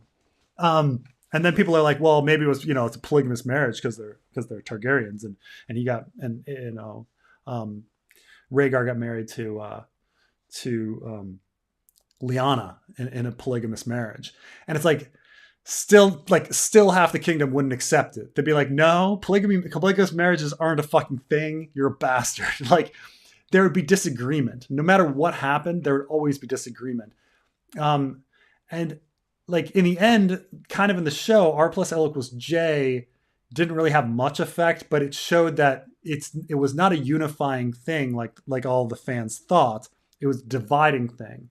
R plus L equals J is another thing that makes the kingdom fall apart, and that's where everybody got it wrong. Like so I always say like with people when people are like, oh, like Preston, you were so wrong about R plus L was like not equaling J, and it's like, well, it's kind of half right, half wrong. Like it's true that R plus L equals J might be the thing, even though it's not been confirmed in the books, but like John is not the chosen one who's going to unify everybody. Like no one would look at John's situation and be like, okay, you're the king. Like, oh, polygamous marriage and the High Septon annulled it, and like, and like Rob legitimized you. No, like none of it would ever make every single person in the kingdom go, yes, Jon Snow. Like nothing, nobody would do that, or at least you know half the people wouldn't do that, and so it'd always be a point of division. And so what I was right about is that something didn't feel right, and that can't be the solution. It can't be that like Jon Snow is Rand or whoever the chosen one. You know, like what I rejected about R plus L equals J was in my heart was really that John was the chosen one. John was never the chosen one, and in the end, you know, if we're going by the show, he's not the chosen one. It's true that you know maybe R plus L equals J, but it didn't mean everything that everybody extrapolated from it. But onto because bastards are bastards. Can't stop being a bastard. Despite everything, despite legitimization. Now, my opinion on Aegon and the Blackfires, my opinion on it is we are never ever like even if George were going to finish the books, that we were never going to get an answer on whether he was a bastard or not. That I think young Griff is playing off the fact that he is a different person to different people, and that the people that supported Rhaegar, yeah, he's the son of Rhaegar. The people that supported Blackfires, oh yeah, he's a Blackfire.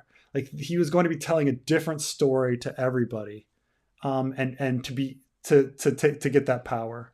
And so I think that the ambiguity is stronger than ever finding out if he's fake Aegon or not. I never call him Fagon because I think that's missing the point.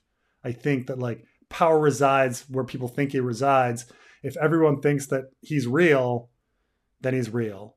If some people think that, you know, he's secretly a Blackfire, then he's a Blackfire. He's kind of both at once, and we'll never find out. And we'll never find out. Um, but yeah, that's the long answer to that. Maybe Daniel was right to call those small folk in King's Landing. Well, she didn't know him, so I guess it doesn't matter. Higher peasant count, greener the blacks. Um, right now, I think the blacks are winning, right? Because Damon killed a bunch of people when he was head of the city watch, and Rhaenys maybe killed some people at the dragon pit. Trying to think, and I mean, I guess if we're having like Laris be green at the moment, he's killed a few, but I think there's definitely more. The blacks have killed people right now more. So if we're doing like trains on the tracks, I guess blacks are more evil at this moment. Um, uh, Feeling like Otto Hightower is trying to fill in for Tywin Lannister in this series. Yeah, he's kind of has Tywin had a much more consistent personality than Otto though. And he also had like much more control over his children than Otto. This whole like oh, you remind me of your mother, like as you wish, like I'm gonna do whatever you want kind of thing. Like I get that like Joanna Lannister, like supposedly Tywin was like devoted to Joanna Lannister or whatever, but like we don't really have any evidence that Joanna was like pushing Tywin to do that much. We just kind of have this impression that he became a harsher human being once she was gone. Not that she was like, I mean, there's some hints with like maybe Joanna and Elia Martell were like wheeling and dealing and trying to get some marriages, and that it was their idea to try. But it was, we don't know which way that went. It might have been, Tywin asking Joanna to make some wheeling and dealing with Elia. So but obviously Otto Hightower in the source material is supposed to be Tywin. Um, and we get a lot of like we get a lot of Allison being Cersei here, so we're supposed to see it the same. But um, Tywin would never compliment Cersei like that, and he would never like Tywin was always had to be the perceived alpha male to the end because he was a horrible human being. Um, oh, maybe the shepherd lost his arm kind of because of Rhaenys. Oh yeah, Yeah, that is Rainey's. They're interesting. gonna regret that. Yeah. Who said that? Good That's a idea. good Good idea. idea. That's a good Of a idea. film, good shit. I mean, it means you can write out like they've hardly put any like faith conspiracy kind of stuff. I mean, there's a little bit of Alicent like remaking the Red Keep, but there hasn't been any Septon characters.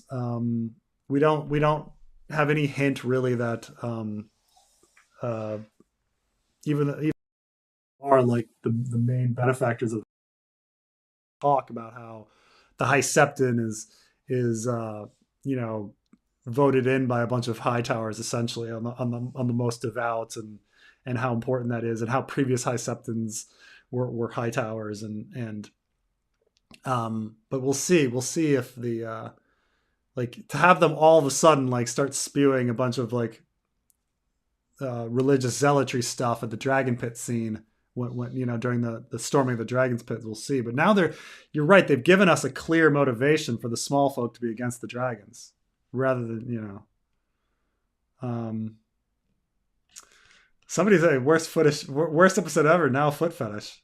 hmm. I'd rank. I mean, I liked it. I thought it was my number two. I loved all the suspense. I was on the edge of my seat, like what's happening? What's happening? Um, let's see here. Couldn't the Kingsguard force a member of the City Watch to stand down if escorting someone of importance? Seems like there are better ways. I thought it was a real mistake, like plot wise, for um, Eric, or maybe it's Eric, to be escorting Rhaenys in his white cloak. Like wouldn't everybody be like, why is there a Kingsguard here? What is he doing? Like he's drawing so much attention to himself and like who he's escorting. Um, but by wearing his cloak, he should have definitely like switched into something else, switched into some common armor. Um, but Laurie CK. All right, that's getting stolen. Stealing that joke.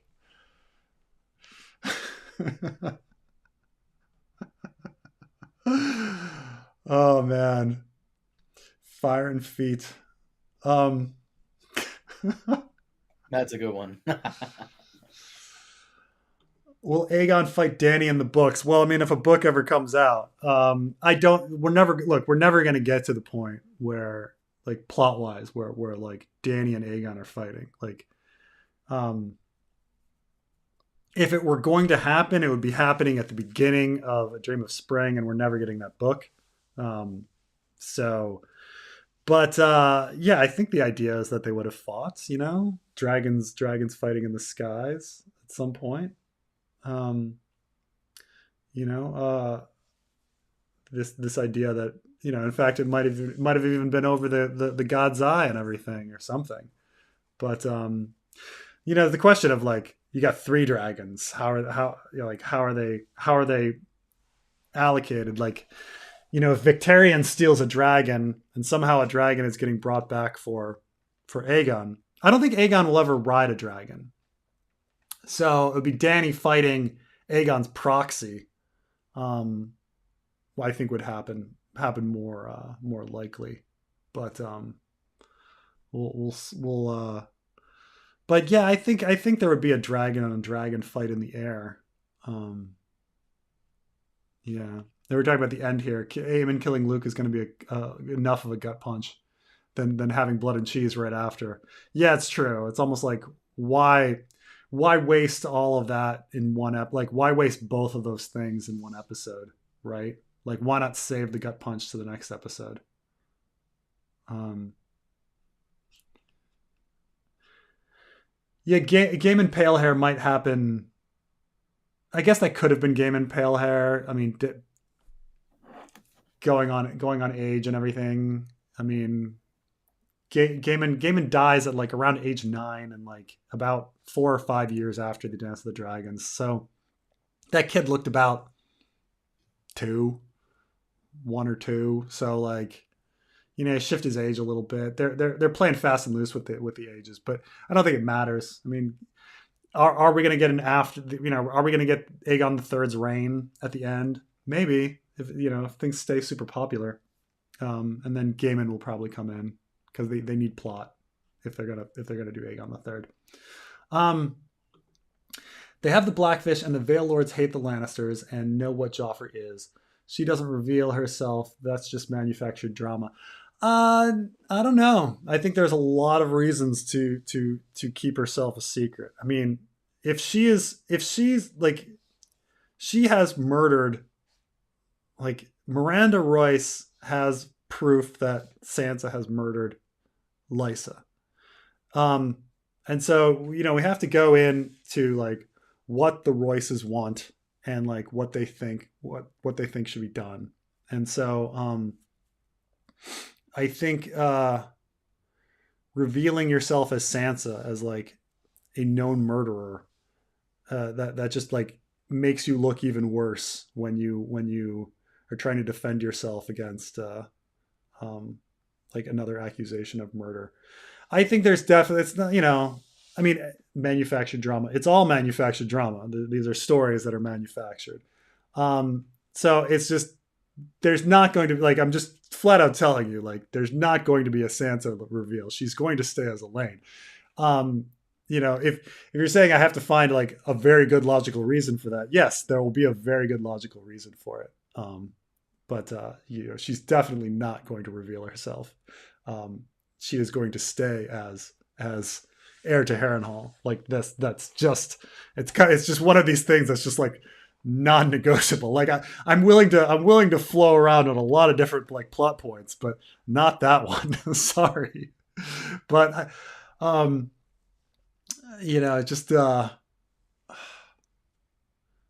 I mean, even if you're saying in the sense like why didn't she reveal herself anyway? Like when she got to the Vale, why is she staying as Elaine in the first place? Like one could have the same like idea. Like the Vale does hate like the the crown and things like that. And actually, Lysa did know that it was Sansa. So, but uh, um, to hide it from the crown, yeah. I mean, not every lord is going to be comfortable with the fact that like they have this like known murderer, especially when they're trying to have an independent kingdom and stay out of the fight, and going to see who wins, which is kind of their plan, is to just take on the phrase, stay out of the fight, and see who wins against Aegon and Cersei. So, um, so in the Hot D universe, the Great Sept of Baelor is utterly redundant. Also, why were Kristen and Eric fighting each other with live steel? Weird. Um, in the well, so we don't know if at the end of the war the Grand Sept is going to remain standing. I do not like. I do not know why the Grand Sept is not being used. Like, I guess they really wanted a lot of people in for that coronation. But the Grand Sept seems like the perfect place to coronate your freaking king. It also seems like the great place to get married if you're Rhaenyra and Laenor. I don't know why they aren't using the Grand Sept. The Grand Sept has been used for one scene for like Allison to teach Rhaenyra how to pray, and a hiding place for Aegon. Like, I don't know why they're not coronating people there, and why they aren't getting married there. It's a pretty big sept. Just it's pretty holy. Like if you're looking for legitimacy, you know, get married there. But um, yes, the Great Sept is pretty utterly redundant unless the Grand Sept gets destroyed. So now, why weren't Kristen and Eric fighting each other? I think it's a bit of a screw up that the two groups would assume that they are in conflict with each other. Like they should all think that they're friends. Like, hey, you found Aegon, great, cool. All right, let's get him back to the Red Keep. Like that should have been like whatever, like unless like where they was each side specifically said like we got to get there before Otto, and Otto's side had to be like we got to get there before Allison. Like it doesn't seem like they were um told that, um why are the blacks more violent? I don't know if they are. I mean, keep in mind the Greens were ready to execute all of the blacks like immediately. It's only Allison to like step them back from that, and then Laris is going around killing people. It all depends on like who you think is a black and who you think is a green and what counts and stuff like that. But Well, technically, Otto did purge some of the loyalist lords yeah, in the throne room scene. So yeah. I mean, he House hung fell. brought him at least brought those ones to the dungeon and hung Caswell, and then burned. Laris burned that all those servants up, and they were ready to kill people, and fucking Beesbury, motherfucking what? Think poor Beesbury, like that's not a violent death. Oh, My poor by the Beesbury. way, I'm glad you mentioned that real quick. So, you mentioned a couple weeks back, and I'm not defending Christian Cole here, mind you, but I just wanted to touch on this again. You said that Christian Cole was a known homophobe. Um, yes, in the source Why did they leave? material, he's a No, also, homophobe. you also alluded that he was in the show. Why did they remove the one line that Christian Cole has in the books around the Green Council where he starts giving advice on why not to let Rhaenyra on the throne because her kids are bastards, and Yeah, we know what kind of person Laenor was. I think it was a big mistake. I think it was a big mistake. Leaving that out. I think Kristen Cole's I think Kristen Cole's king making speech is so iconic. Like normally I don't like care about the source material that much. Like as long as it's a good story, but like Kristen, it's such a defining important part of Kristen Cole's character.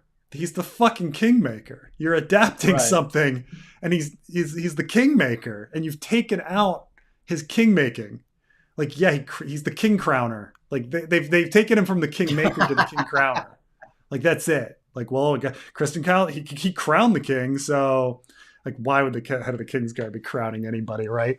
Like like he's the king crowner. But yeah, they removed the most decisive, important plot point of Kristen Cole. Like they removed it completely. That was weird. That was really weird. Because he's the one. He's the one that gives the whole logic. He gives the whole reason of why the Green faction like should go forward. Um, I'm trying to that find the quote right here. yeah. Here it is. Here it is. So Christian Cole spoke up. Should the princess reign, he reminded them, Jacaerys Valerion would rule after her. Seven save this realm if we seat a bastard on the Iron Throne. He spoke of Rhaenyra's wanton ways and the infamy of her husband. They will Mm-hmm. run the red. They will turn the Red Keep into a brothel. No man's daughter will be safe, nor any man's wife, even the boys. We know what Laenor was. Yeah. So Yeah. that wasn't in there. That seemed like a perfect moment to make him. Also, he was Perfect. a bit of a hypocrite this episode. So I actually tweeted this out. I don't know if you saw it. Yeah. Um, it was it real quick. He said something along the lines to what Aemon says to him. What did he say? He goes, "Every woman is in an image of the Mm-hmm. mother to be Yeah. spoken of with reverence." Also, Christian Cole, a few episodes back, Rhaenyra's a cunt. She's a cunt. Yes. Yeah, yeah, of course, of course. Which I'm fine with that. I'm fine with that. I was actually saying I think it'd be really interesting if we find out that Allison and Kristen are fucking. I think that Oh, that would be did a you see the scene of them when she tasks him to find Aegon? yeah. Did you see how close she gets to him? Oh right, yeah, and do this for your man for Yeah. me. Yeah, No, yeah. do this for And I was I saying think what you love add that to like the whole like I was in love with Kristen Cole like cut scene that you're talking about. Like you can definitely read into the fact that like Allison and Kristen are fucking.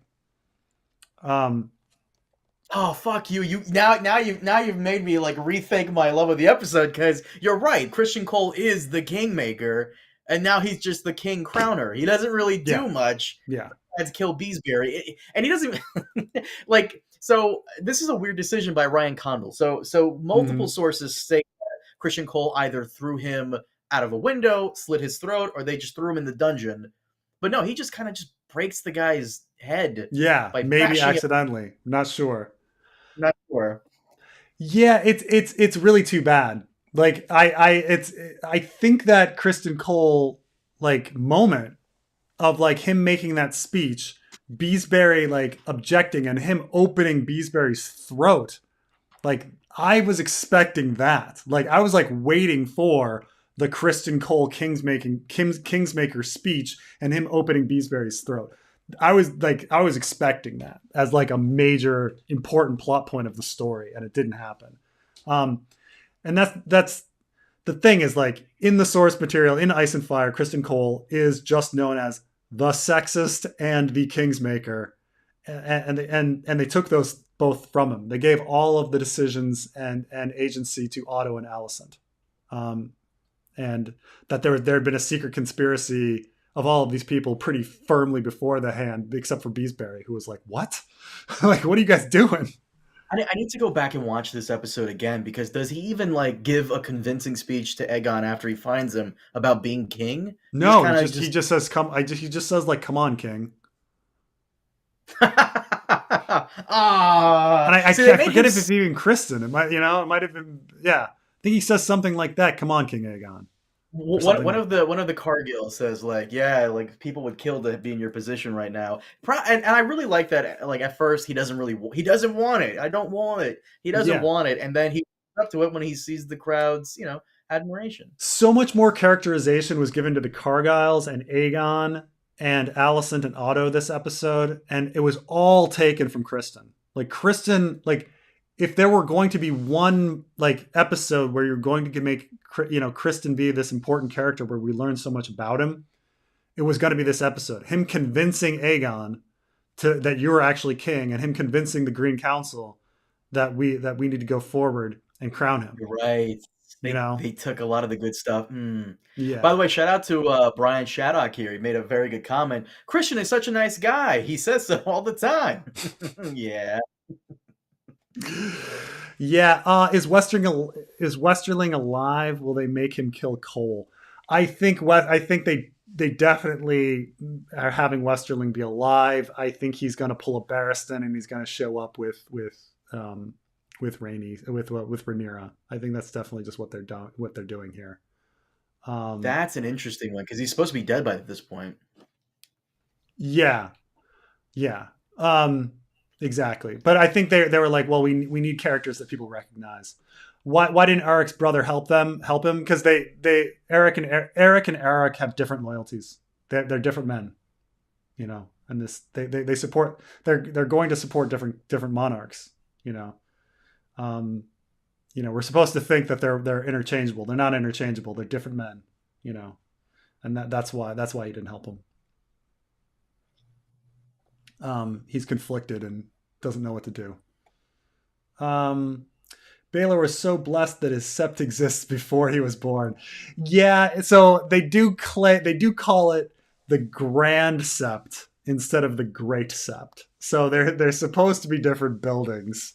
Um, but you are right that like practically speaking, um, it's such a huge sept that like why wouldn't you have major events there and stuff like that. Now, of course, for those who don't know, like at this point in history, the Faith of the Seven is still located in Old Town from the Starry Sept there, and so the High Septon is in Old Town, and which is why the High Septon wasn't there to crown Aegon. Actually, they just had some random septons there to anoint him with the seven oils or whatever.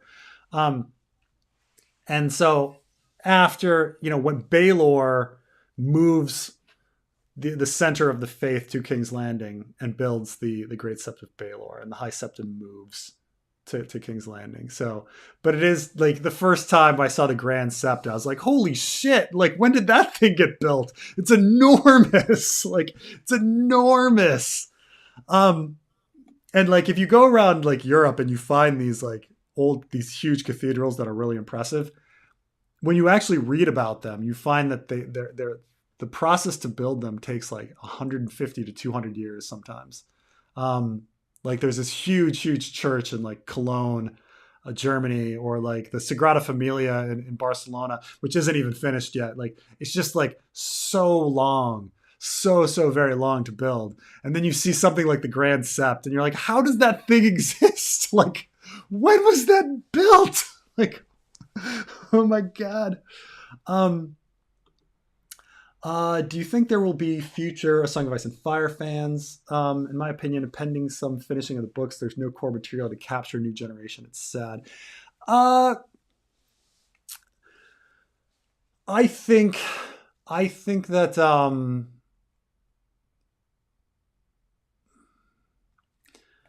so of course there's Dune, I and was like just you Dune. know, um,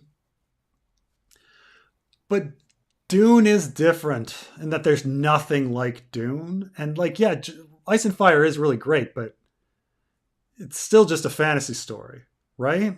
I don't know. What do you think, Carmine? So So I'm glad you asked because Star Wars, the original Star Wars films came Mm, out in the 70s and early 80s. And how the fuck would I, who was born in 1991, October, how the fuck would I be a fan of Star Wars? Well, mm, lots of reruns on public television. What about Dune? Well, Dune, they have a film. They can't rerun those films every now and then. They're not that popular. yeah. Um, so how did people get to Dune? Well, Comic Book Girl 19. Dune may be like decades older than she is, but because of her content and because of how popular she is, she helped bring it to a new group of people. And there it is. So I think Ice and Fire's legacy will live on in the content creators who bring a new generation into it. Because Yeah. it's on HBO. It's never going to be on public television. And as we move towards the future, it's going to be more into streaming. You know, people are going to have less of attention span. Who wants to watch a 76 episode series that has a notoriously bad ending? I think it's, content creators like you and Glidus and so on and so forth who really usher in a new generation of fans to this content. Yeah, yeah. Um so I have to like do some history correction thing, okay? And for a second about Spanish history. I studied a bit of Spanish history, and people always try to like talk about Spain, and you're not really like getting it when you learn about dates and how often things are framed. So Spain was part of the Middle East for a time, and the Christian kingdom had a hard time taking it back. So that makes sense.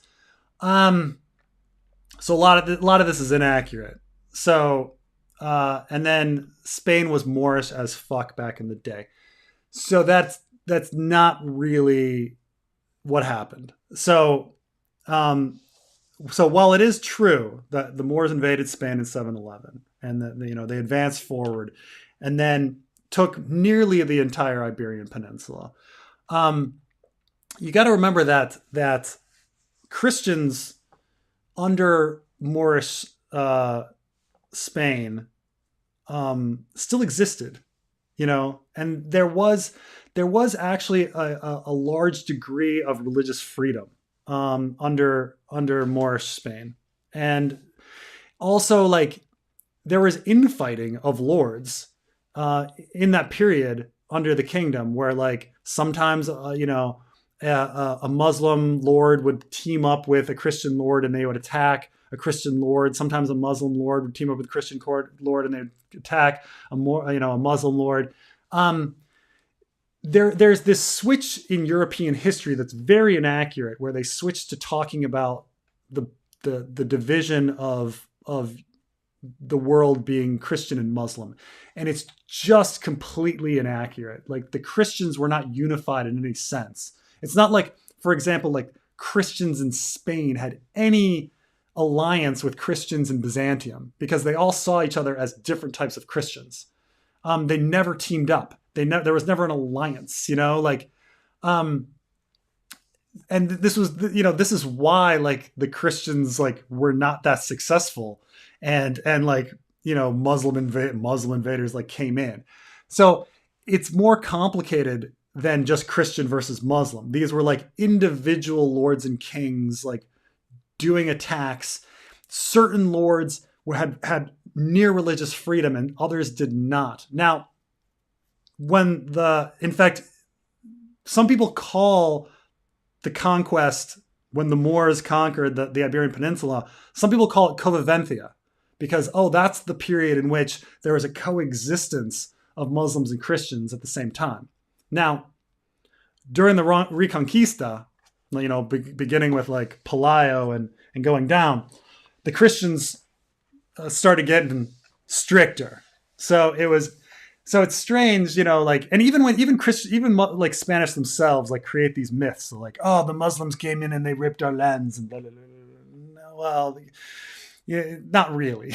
Like there was a lot of religious freedom in Spain during the Moorish period. So it wasn't like it was Moorish as fuck. No, like there was some like Moorish leaders, but the Christian people were still there. Some people converted to Islam, some people did. And during the Reconquista, a lot of the reverse happened. Muslims were just like the average Joe that was like, who had like converted to Islam because he didn't give a fuck, converted back. And he's like, I don't give a fuck. Like, I just want to farm. Yeah, fine. I'm Muslim now. Okay, now I'm Christian. Like it was more complicated. It was not a Christian Muslim fight, as a lot of like very simplistic history likes to teach. One of my least favorite, one of the channels that I hate out there is called like alt history. And he makes all these maps of the world of people of like different groups, and it's like, no, that also isn't accurate, because like nature is like most of these areas. Like there's no one living there. And so like, you have to, if you're really talking about like who rules what, it's like tiny little dots, and even those dots aren't accurate because you've got populations that are mixed. Like there's Christians, Jews, and Muslims like all living together in the Coviventia period. Like it's really quite complicated. And so like if there's one thing that I like need to stress about like Spanish history, it's not a Christian Muslim fight. And like if you like remove that like scope when you think about Spain, like you need to first do that, because you're fundamentally misunderstanding Spain if you think of Spanish history as Muslim versus Christian. Like you'll never understand it if you're like stuck in that mindset. But this has nothing to do with Ice and Fire. But it was just like you hit a little pet peeve of mine when people like start talking about like the Muslim invasion and the Christian Reconquista. Like that is not what happened. That is like Christian propaganda of like later people, or even of Queen Isabel and Ferdinand, you could say, which is much later. I mean, Isabel and Ferdinand, like take Cordoba in 1492. Like we're talking like there's like over 700, nearly 800 years of Coviventia in a lot of Spain, of Christians and Muslims living together. Some of them intermarried. Like it's just a very weird thing. And even after the Reconquista, like the Christians like didn't even believe that these Muslims had properly converted, and started like spending like decades and decades like quizzing people and like forcing them to eat pork to make sure they were really converted and things like this. And then eventually they had to stamp out Arabic because they were like, no, like we still don't believe that they're Christian enough. Like just weird shit. But it's just the first thing if you're studying Spanish history is please remove the idea that it's a Muslim Christian fight, because it's just not. Like, don't think about it that way, and it'll help you understand history of that region a lot better. But anyway, that had nothing to do with Ice and Fire. Was really hype to see the scene where Laris makes everyone cut themselves with a dagger and make a blood pact. Ah, fuck, you're totally right. I was sure that some part of Viserys' dagger was going to make a part of the Aegon prophecy. Fuck. You're right. That's such a fucking great scene from... I just spent earlier like trashing Fire and Blood for not really being that great. And then I was like, there's some really great... There was some really great like scenes. Hold on. I have the episode right here. Was Laris even in? Yeah, he was master. He's been master, like in the source material. He's master of whispers for like. No. In the show, in this. No, he's not on the small council yet. Oh, that's right. They haven't created the master of whispers, but he's been like in the book. He's like master of whispers. He's been master of whispers for like 15 years. Who's in here? It's Beesbury, Westerling, Christian Cole, Jason Lannister, Otto, of course, Orwell, and Jasper Wilde. You're right. Wow, Laris is not here at all. Yeah. Interesting. Yeah. Okay. We gotta get someone hit me. I was asking because I think one of some smaller YouTube channel got Patty Considine on as an interview, and I asked someone in my Discord, how the fuck are these smaller channels getting these big interviews? Sometimes they just ask. Sometimes they pull a Dragon Demands. They just ask. Yes. I'm going to hit up Ryan Condon. I'm going to somehow find a way and ask him, what the fuck was this? Get an interview, dude. Be like, hi, my name's Red Team Review. I do reviews. And can on Red Teams. Can I have some time? I might. I bet you can get, I mean, if you really put in the effort, like maybe like the young Alicent actress, or something like that. Because I saw Nothing Channel get the Sweet Robin actor, the Italian kid. Is he Italian? I thought he was Brazilian. Maybe. I'm looking it up too. Lino Faccioli.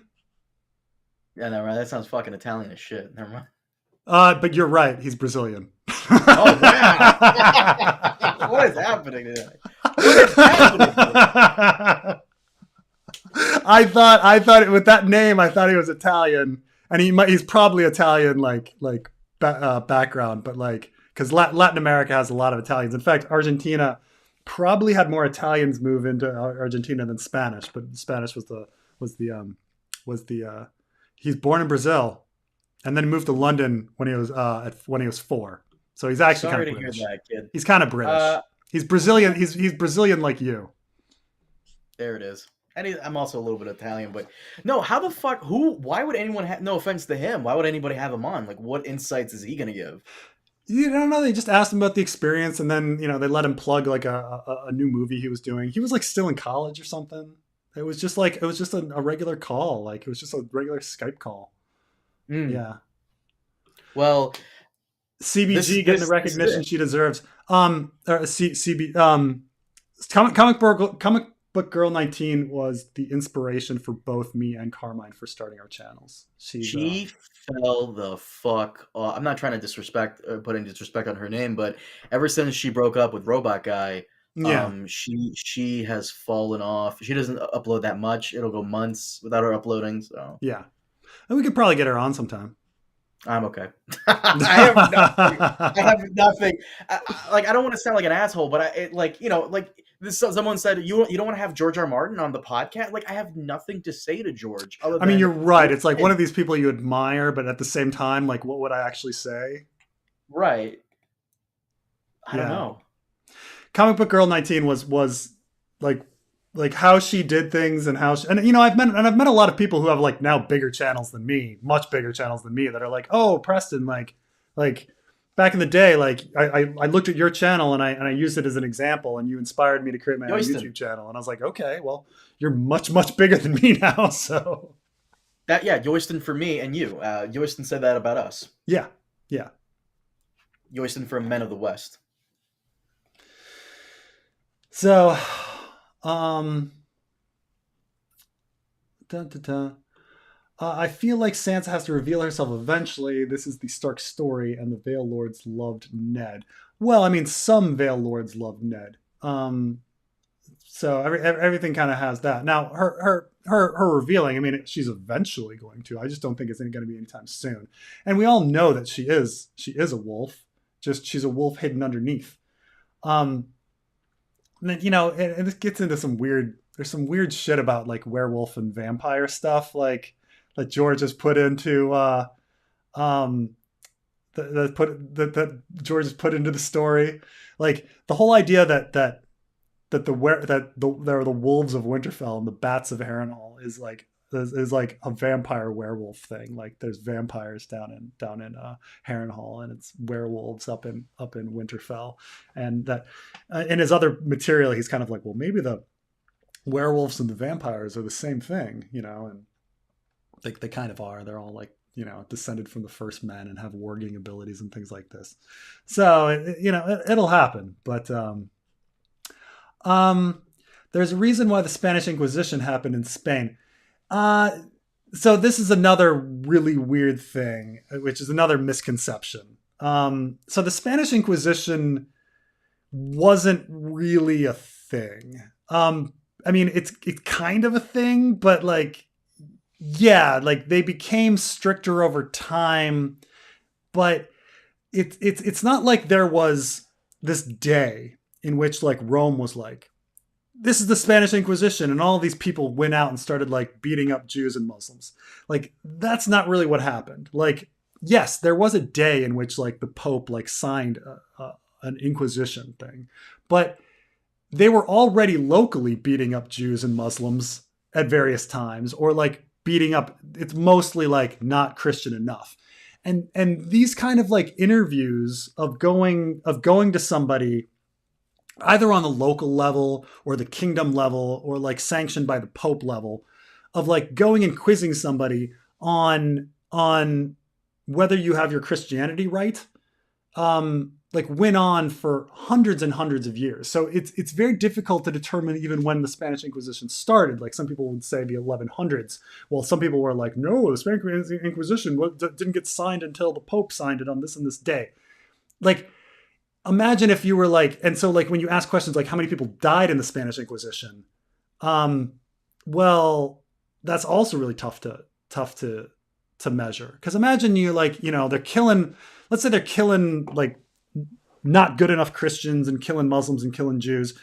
And then and thousands are dying before they sign the Spanish Inquisition.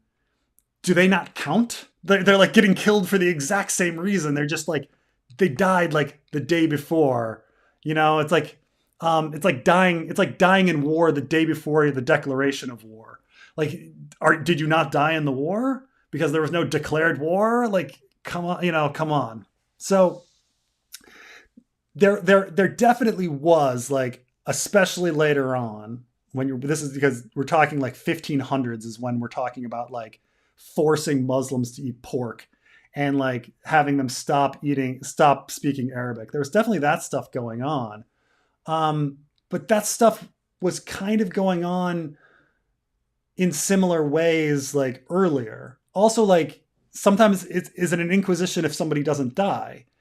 Is it an inquisition if someone gets killed on the local level for being a heretic? Is it the inquisition if somebody gets killed on the kingdom level? And so when you actually talk to a real historian on Spain and you ask them about the Spanish Inquisition, they're gonna be like, the Inquisition wasn't really a thing. Like, that's like the first historian thing. Like there wasn't really an Inquisition. It's not that there wasn't like killing of heretics and thousands of people dying, but it wasn't like this organized institution that came out like in the Monty Python sketch. Like, no one expected the Spanish Inquisition like showing up and killing people. Like, no, like say Fred is persecuting and killing people like as a leader in in in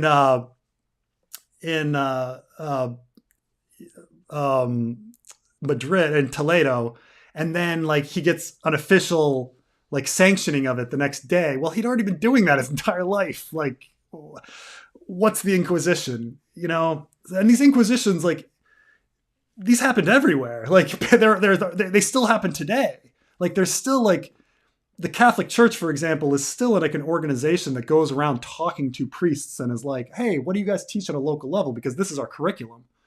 Like, is that an inquisition? Well, you're not killing anybody, but you're still inquiring about whether or not your perception of the faith is accurate according to what is established. Like, because they go and interview people and be like, what do you think God is?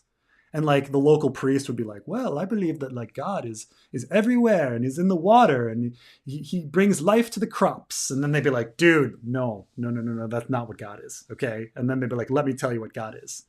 And then the priest would be like, oh, I'm sorry that I was teaching that. Well, that was the Inquisition. And then there's like, oh, I believe that, like, God is everywhere and we can worship anything we want. And if Muslims and Christians are the same, and then they'd be like, no, we got to kill that dude. Like it all depended on what was going on locally. And it was really mushy and messy and it went over for hundreds of years. And anyway, everybody knows like how to get Preston off track. Like, talk about Spanish history. They referred to Larius as Lord Confessor. So before he was on the before he was Master of Whisperers, he was a confessor, and then so whether he was the Lord Confessor, let me see, when is it Master of Whisperers and Lord Confessor, and whether that's he joined the Confessors, and whether he's the head of the Confessors but not on the small council. Lord Confessor. That's an interesting title.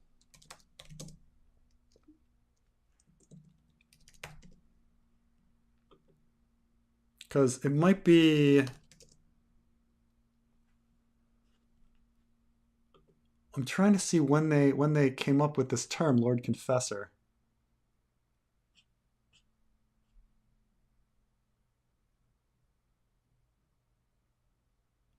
The Chamber of the Lord Confessor. Laurie Strong served as Lord Confessor. Oh, that's in. It's a retcon for Fire and Blood. It's not even in Princess and the Queen. And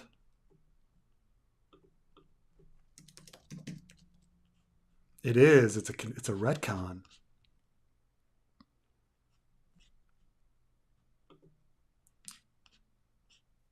Both put to question by the Lord Confessor. He joined the Confessors. He joined the King's Confessors. Oh, here it is. Brother to.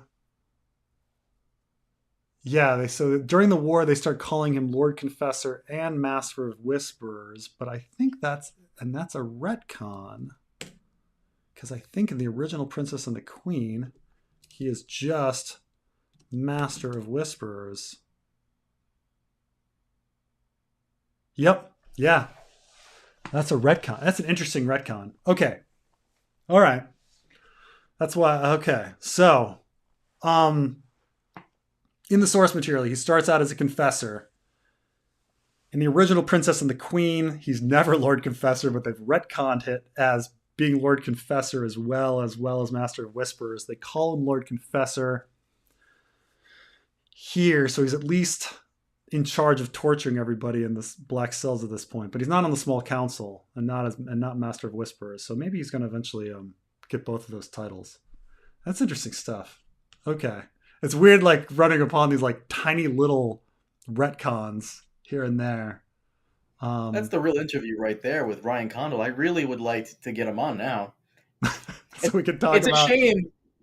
Well, we discussed this briefly. I think it's on your channel. We discussed the Hmm, interview that he did with Elio and Linda, and I kind of wish Elio and Linda waited to do the interview with him after episode so they could 9. ask him about these later episodes. Yeah, because I'm sure it's bothering them too. Yeah. Um, somebody said that the maybe Footwank could be a setting up of a love triangle. It's if Alicent is fucking Kristen Cole, then he would be pretty angry about it. But then again, you'd think he'd know about it already. Um, but yeah, I do think they did the Kristen Cole character dirty. Like there was the whole thing, like, oh, it made such a difference that she spurned. 'Cause, I mean, the original um like in A Feast for Crows, like the original description of the Dance of the Dragons is essentially boiled down to a spurned lover. Like Sir Kristen was angry that he was spurned, and that's the whole Dance of the Dragons, you know. And then the retcon material comes in, and they're like, well, maybe she had sex with him or not in Fire and Blood. And then in the show, they're like, no, they definitely fucked. But now they've taken away like the whole. Well, that was the decisive thing on why the war started. Mm. I mean, I guess it's decisive in the sense that it makes Alicent hate Rhaenyra, but still, it would have been nice to have the stuff. The events of this episode gave me a War of the Roses vibe more than Game of Thrones, particularly when they locked up all the lords at the court and didn't bend the knee. Um, yeah, I I don't didn't. think they locked those lords up. They killed them because Lady Fell. I just checked. Lady Fell historically is said to have been executed by the Greens because she stayed true to Rhaenyra. They locked up the servants to keep them from gossiping, and it's spreading around King's Landing. But then the servants are burned to death, right? Were they? Yeah, we saw that big fire inside the Red Keep. I thought that was the that Laurie's killed, like murdered the servants by having them all burned. Like that he I'll was have to getting. look. I mean, there's a lot we need to rewatch with where those fires are. Um, yeah, there might be some time. I mean, again, like when the people in the cells are executed, because I know that in the source material, the Beesberries come to are like free our boy, and there's a question of whether or not he's in the cells or not, and because of course he was already executed. So I think they were telling everybody that like, oh, they still have him, even though they executed him. So, but so she might be still alive at the moment and then executed later. Oh well. Da, da, da. Let's answer a few more. I've been on here for a while, so I gotta um take a break soon. Confessor General, Confessor in Chief. Massaria got burned. No, Massaria got burned. We'll see if Massaria dies. Answer a couple more, and then I got to get going. I'm a bigger fan of Preston than George at this point. George is much more talented than me. I'm a hack. Um, the fire is where the white worm live. That's interesting because I don't. Yeah, would Otto do that, or is it that was probably Larius like causing some trouble. Um, Falling asleep to the Dornish master plan. Thank you. For some reason, I've got a bunch of ASMR fans. Um, oh, the werewood tree was lurking in the background in several shots. Still curious what they're going to do with it. Maybe some spooky Helena stuff. Um, Last episode wasn't Jace hearing a story about the werewood? Do you remember that, Carmine? He heard a story about the weirwood. He was translating Maester George R. Martin's agents like High Valyrian, and then he was like he came at the mouth, and then he ordered that the tree be killed, and he's like fell, and he's like fell. Oh, okay. Well, they said tree, and I imagine they were talking about that werewood tree that he ordered it to be to be chopped down, but it somehow wasn't. I'm I hmm. I honestly I think one of the only reasons the weirwood tree is even in the show is to remind people, remember this the Starks, Game of Thrones. right. Like, do you think I'm even like giving him too much credit for her whole like lying in front of a werewood? I think you are. Besides the fact that like eyes are watching. Um, yeah. Well, I think Jace was translating a story about that tree though. So, what do you think we saw Septon Eustace? He was the Septon who spoke according to the subtitles. Really? Oh, I mean, it is in the source material. I think that Septon Eustace crowns him. Um, Yeah, this is we gotta get right. Like Elio Lindo got to call this asshole back. He he goes so far as to get Septon Eustace correct, but not Christian Cole's Kingmaker speech. Doesn't make any sense. so Septon Eustace. So this is the one of the big pieces of evidence that in the source material that I'm saying source material a lot. This. But one of the big pieces of evidence um, that Laenor is the father of Jace, Luke, and Joffrey is that Septon Eustace, who crowns Aegon and hates Rhaenyra and Daemon quite a bit, does not believe that the three children are bastards, and is like, no, it was just a rumor. Like they're all trueborn. Which is kind of an interesting thing because it's like they're relying on Mushroom, who like can't be relied on for anything to say that they're bastards, but you know. But interesting that we got Septon Eustace. He's got to make his cameo. Preston, you are not a hack. Your Sweet Robin scene was much better than anything in seasons 5 to 7. Don't you ever believe you aren't talented? Well, thank you. I'm certainly good at faking it. Yeah, he said the tree was killed, and then she corrected him and said the tree was fell. I think they must have been talking about that they must be talking about the tree. But of course, we get cut off in the story. Like, why was it not fell? Why was it not felled? But we'll see. Well, I hope they have a good story to it.